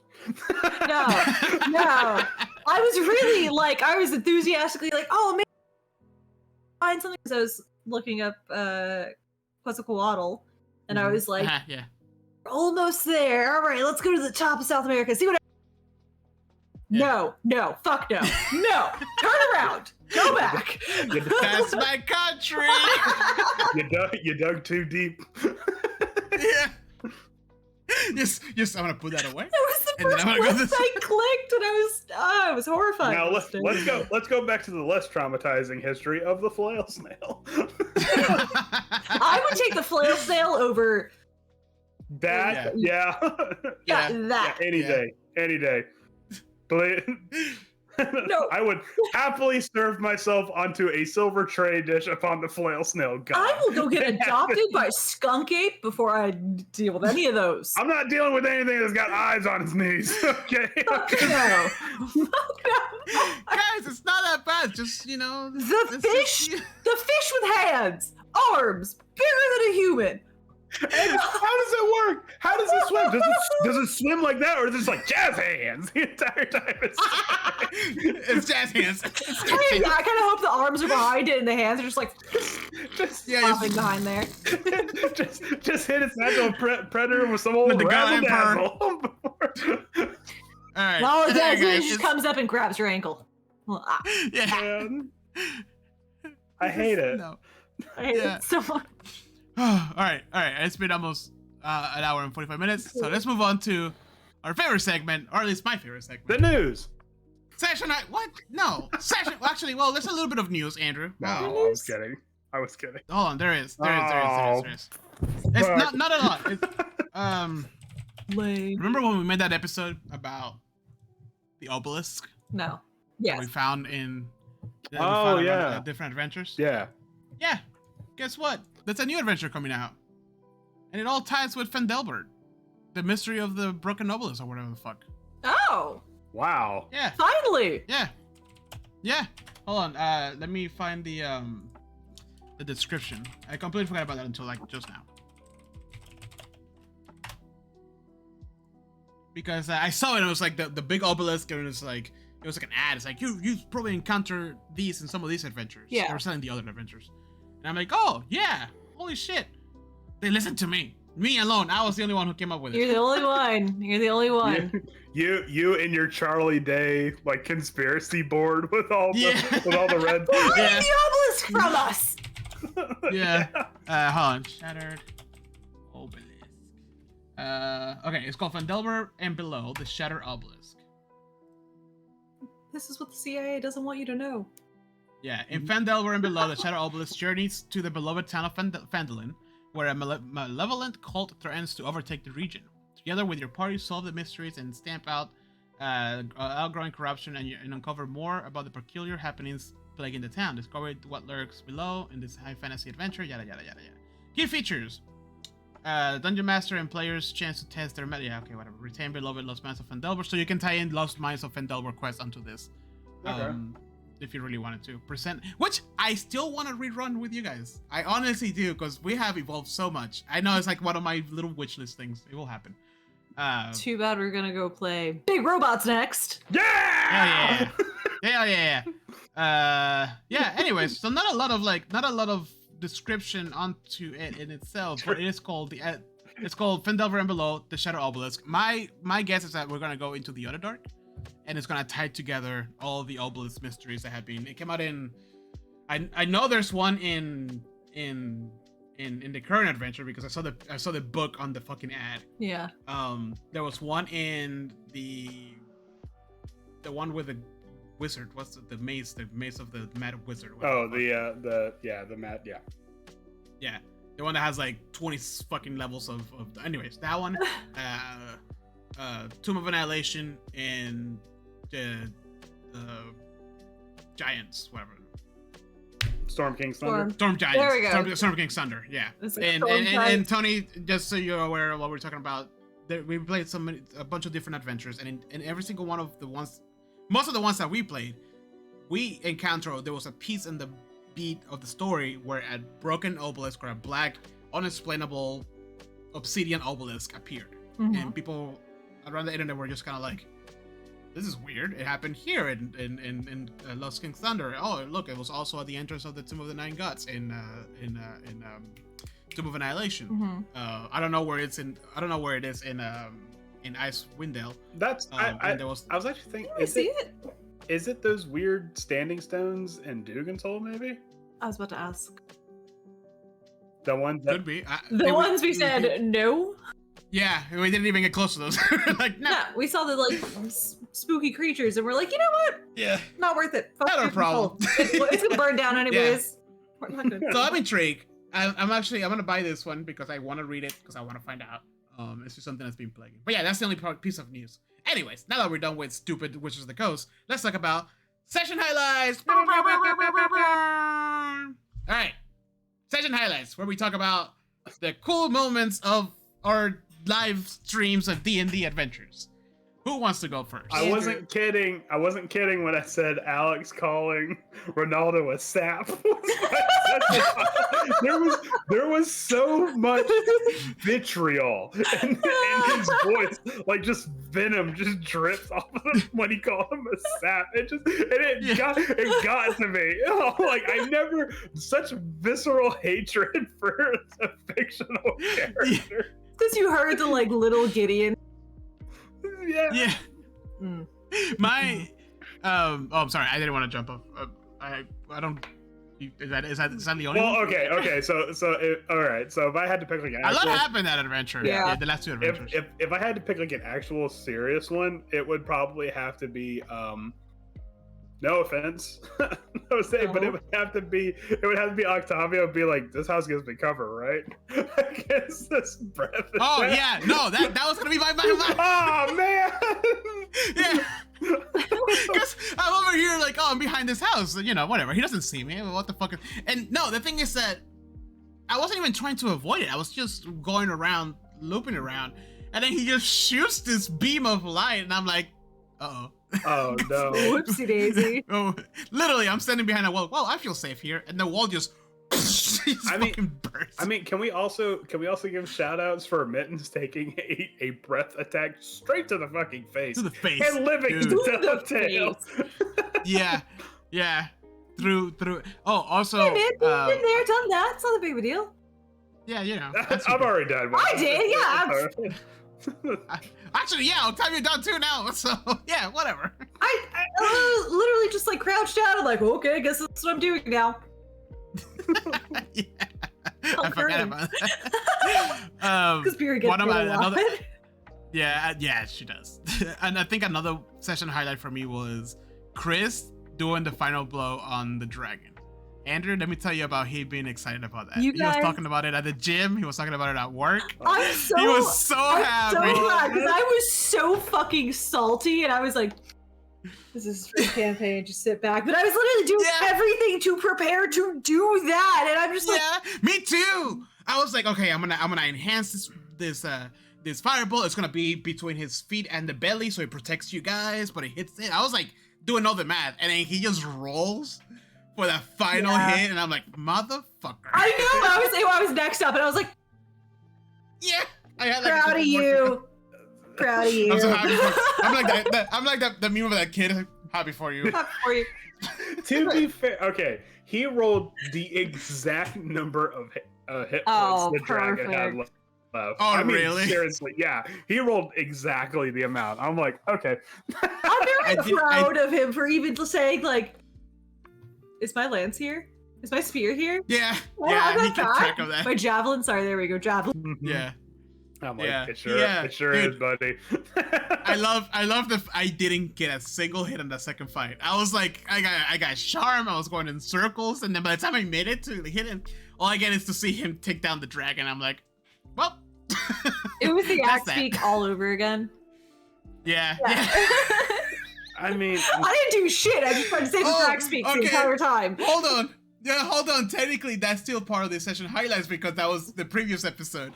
So I guess yes, that was a pretty awesome. my favorite part was that everybody did the superhero jump off of a tower. Like I'll take the damage. We gotta get. We got shit to do. Yeah, Octavia's like, hold on. Describe. All right, describe the second. What happened? Okay. So this big mechanical dragon is on its way to 10 towns. And it was sent by like a Dwargar warlord essentially. and so you guys decide to go to East Haven to cut it off, and you're all preparing like you're on the outskirts of East Haven on like towers waiting for it. And the dragon comes in, and I described it as like the opening volley. And then shit starts popping off. That's just part of the chapter. Like things like buildings are collapsing, people are getting attacked, yada yada. And so everybody's like, no, we have to help them, or in Swift's case, because like they were the only one that was reliably doing damage against the dragon. Like I'm gonna keep tracking down this dragon. So everyone decides to just like cut their losses and jump from whatever towers they're on. I said, all right, you're gonna obviously take fall damage, and you're like, okay, that's fine, whatever. It was not really that bad. It was like 6, maybe. I think like the most I rolled was like 10. Like it wasn't that bad. Octavio is like nope, I can't risk that, and decides to take the stairs, which uses up his entire movement. You're just like running down like a lighthouse stairs. Yeah, because it was Beery. It was Beery, and then it was Misha on another tower, and they're doing like, oh, it's time to protect the town, and just jump. Whoa! Yeah, you know, And they power do and this- smash. Yeah, this dude is like epic. Oh, I'm gonna take down this guy. They do like all this shit, and then Beery the same thing. She like does the slowing her descent with the wall, blah, blah, blah, blah, blah, blah, blah, blah, like super cool. And Yeah, then it's like, my turn. I fell into the wall. Cuts to me going down the stairs. Oh, jeez. Oh, God. Whew. My tiny little sorceress out of breath, and then proceeds to spend the whole fight trying to free a freaking trapped, essentially, well, the equivalent of a horse in this setting. Yeah. An axe beak.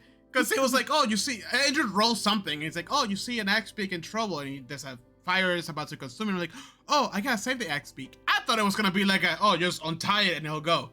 No, I had to cut the rope and fail every single check. No, okay, so You kept trying to shoot it with a fireball. if you really, But I didn't want to get close. It has an axe for a beak. if you really, it's not a physical, like, actual axe. It's not like someone like grinding it's it. in my world, it's an axe. It's like the ones from Quest for Camelot. Okay, so if you really want me to pull back the curtain, what it describes is that, like, oh, the animal is freaking out, so it doesn't say that verbatim, but it's like the animal is freaking out, so you can use an animal handling check to calm it down, or and then you can use another action to untie the rope. Or if you're stuck for time, you can just slash it. It has like an AC of like 14 or something like that, and you get to like. Because I thought my spell roll would be better. But it's a ranged attack, and you have disadvantage because you only got one eye. I didn't think of So then finally someone's like, Octavio, use a fucking knife, and he goes, oh yeah. The entire group like, well, you just use your fucking weapon. You have a weapon. Meanwhile, freaking Mittens is like saving people. Freaking Beer's running into buildings. Like, Swift is like the prowler from Spider-Man. Like that prowler. Every time the dragon looks back, Oh my god! And then it cuts back to me at the beginning of the time. Just, and then Misha killed a guy. Misha killed two guys. Loved it. Celebrate it. Like I described it, there was like some bandits beating up an old lady, and like the way you're supposed to solve it is just roll intimidation, and they're scared. And Right, because they're just like commoners. They don't even have. Like, I've learned the error of my ways. I'm gonna go become a monk now, or some shit like that. And Misha's like, I'm gonna roll an attack. I'm like, I'm sorry. What was that? It's like I'm going to roll an attack. And he rolled like a 23 and like a 27. And it's like just one shot. He basically just like decapitated both of them in one fell swoop, and it was all over. The little old lady had a heart attack. He went full guts from Berserk. Yeah, and Misha's like, you're welcome. And the old lady's like, ah. Beery's just running by. Nice job. Octavio sees that, and I'm gonna ignore that. I also like the fact that Mittens did something heroic, and he doesn't want people. Well, then he armed a child. He's like, he has. Stick him with the pointy end. Like, you know what? Let's recreate Heather's childhood. Here's a weapon, child. Like, oh no. Oh man. Oh my Heather, God. do you have any highlights that we didn't mention? I have two. One is the Flight of the Valkyrie moment with the Goliaths. Loved it. Yeah, that was Loved it. That was awesome. Like all of the Goliaths coming in at the same moment.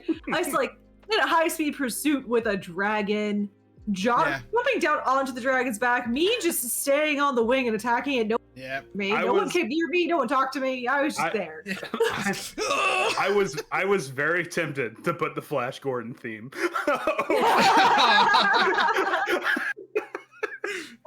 Oh my god! I made sure to tell Andrew the whole time, like, I'm with the griffin. I am not on top of that dragon. Yeah, I know, but Oh, before the actual dragon fight, I'm like, all right, hold on. Yeah. Yeah. Because otherwise it would have been like, hey, Octavio just fucked off somewhere, and guess what? During the fight, hey, Octavio just fucked off somewhere. So I mean, really, Octavia's having a bath back in one of the towns not destroyed. yeah. Yeah. Oh. Man. All right. What's Second though, yeah, how done Beery is. How done Beery my was at the God. very Yeah. end, and the number of great strength rolls I had at that moment. So we finally got to Kodig. Carradine Evil. Carradine Evil killed the dragon, got through that whole thing, get there, and we're like, hey, where the fuck are your speakers? We got a bit of an emergency going on here. The whole we time haven't- the rest of the group was like, don't touch the dragon. Don't touch the dragon. Yeah, at the same time, I want to clarify that we haven't slept in Yeah. days, I assume. We got had- flown across the fucking lake. We've had multiple boss battles back to back to back. We have leveled up twice in this time, which whatever. Yeah. We have gone from the mountains and like ran across Icewind Dale chasing this damn dragon. Yeah. Yuri has zero patience left for political intrigue, cultists, any of that. She is done. She does not give two shits. Where is your leader? They need to step up right now. That's it. That's her only objective Yeah. right now. You guys are like, Oh, oh, D&D, and I'm like, no, the right thing to do, the leader steps up and they do the thing. What the fuck? My favorite part of the whole that it says Swift and split from the party, and they're like, "Okay, Octavio, do your talking, pull some, some noble background stuff, like do your thing, Beer will be your muscle." Beer's like, "Fuck this!" She fucking grabs the gate and just walk, like bump inside. It just keeps walking through. Octavio's like, "No, wait, no." He can't. There's nothing he can do. Andrew hitting me with the like, ma'am, no, you can't go over there. Ma'am, no to you, and picking up the guard and placing the guard over there. I didn't do anything, just like putting him off to the side. Oh fuck! I saw the token, and I'm like, oh, this is not gonna go well. Not because of them being powerful or whatever. No. For them, it's not gonna go well. No. It's just cultists. Oh man. My chicken's outside of my window. Okay. Oh, Sorry. Nice. I forgot you got chickens. Yeah. They've been exploring. They've been having a great time. Yeah, and then cut to me like flipping through the book manically. Yeah. Okay, Andrew. I Hold get on. happy every time I see you having to scram. I know, Heather, I know that you get a satisfaction when you make the DM flip through those pages real quick. Because from the very beginning, I forgot what adventure we were playing. Every time I'm like, oh, give me a second. I could feel it. It's like, ha Chaotic energy is kind of fun sometimes. No.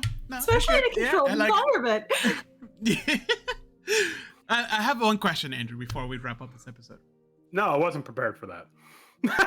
No. Well, yeah. I mean, that was obvious. My question is, if at all possible to answer, is what were we supposed to do right after that? Because you said that there for us to. Even I was like, oh, let's just break in and fucking get the speaker. That was like, you dangle that apple in front of us, man. And we're like, okay. I mean, the thing about it was that I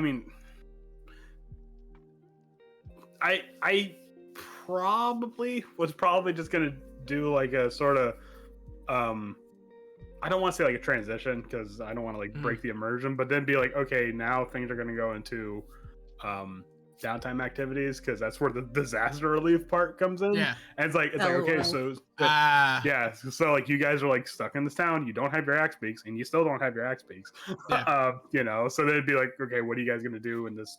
And then like kind of in a sort of way, like the camera kind of pulls out, and we and it stops being like a play-by-play kind of a thing. And then we can do some like downtime stuff. Okay, that's why those questions earlier before the session was for. Yeah, the camera zooms out. You explosions coming from the speaker's house. Yeah, you set us a mystery. The speaker doesn't come up and it's been sick, and you put a fortress in front of Beery. What the hell do you think it was gonna happen? No, I mean, I mean, You put a tired Beery in front of a fortress. It's all over. Beery's over it. Beery's tired of this shit. See, and now we're level 10. the thing is, I fucked up by putting you guys in a town that you never been in. I could have easily. That's the other thing. I Yeah. could have easily just had the dragon go to fucking Lonelywood or some shit like that, and you'd be like, "Oh no, not Lonelywood," you know, and then, but I'd be pissed. you The know. cookies. The cookies. But- Cookies. The cookies of it all. What are you talking about? We can't No, destroy but- Lonelywood. but I specifically chose Carradine Evil because one, you guys never been there, so I'm like, I'm gonna make you guys go there. Fair. and two, you guys all seriously thought Inky was dead, and I'm like, no, Inky's in Carradine Evil the entire time. Inky has been in Carradine Evil. I love Living a second life. I love that the justification for Swift and Mins to come back to the party instead of being a split party for the next session is that Swift was like, I got a bad feeling about it. I got a bad feeling. Wait. We just put Beery in charge of this. Hold on a second. Yeah, I like to think that he thought Octavio was gonna fuck something up, but I think for the first time, Beery's the one that's causing all the trouble. But I mean, There's no patience for this. Like, oh no, Yeah. you can't do the thing. Like, no. And Octavio's like a handler behind her. It's like, oh, I'm sorry, no, she didn't mean that. No, like trying to No, I meant appease. that. I fucking meant that. Yeah. She's like, Octavia's running behind Beery with like ND right now.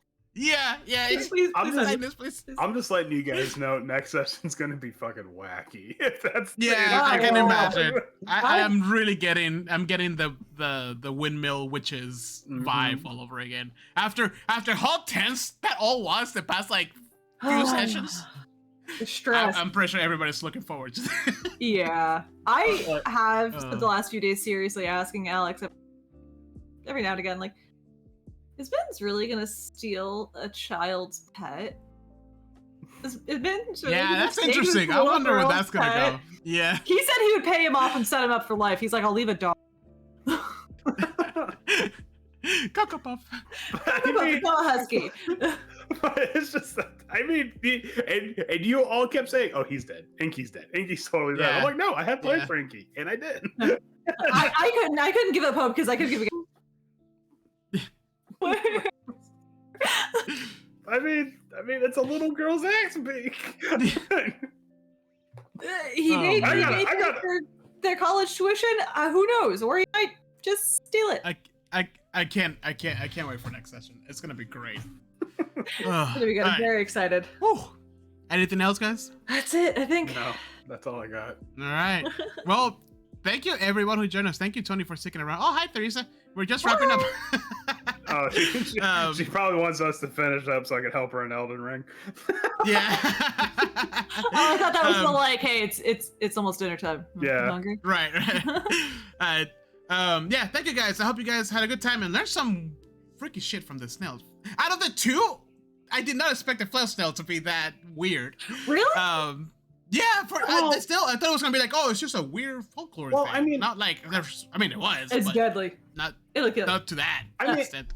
I mean, going into it, when you said like the Rakshasa is Rakshasa. is like Rakshasa. heavily featured in Hindu mythology, I'm like, okay, it's gonna get kind of cool here.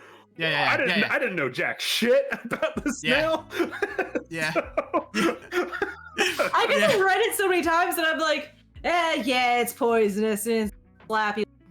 Miles long tendrils. To me, I've read more horrifying stuff, so I'm like, this is baby stuff. You guys are terrified of this thing, which I find Yeah, I hilarious. mean it is because you put us on the shoes of an adventure in a cave with this thing. If that was a local monster, I can totally understand why, as a country, they all smoke cigarettes. You know what? Cigarettes and the wine to get through this. Fuck Yeah. Fuck this. We They live just in a all, country with they all this just, they all just decided, all of them decided at once to just ignore that problem. They're Yeah, like, it's like, it's they're not bothering anyone. it's like living in Florida. Like, we have gators and so many poisonous snakes. But we Yeah, also have They have guava pastry, so I don't give a fuck. Flail Snails. Oh Guava man! All right, pastry well, at the door, she thank don't you. care. Yeah, thank you, everyone. Yeah, Thursday session needs you back. We'll be back in 2 weeks with more Lancer stuff from Andrew.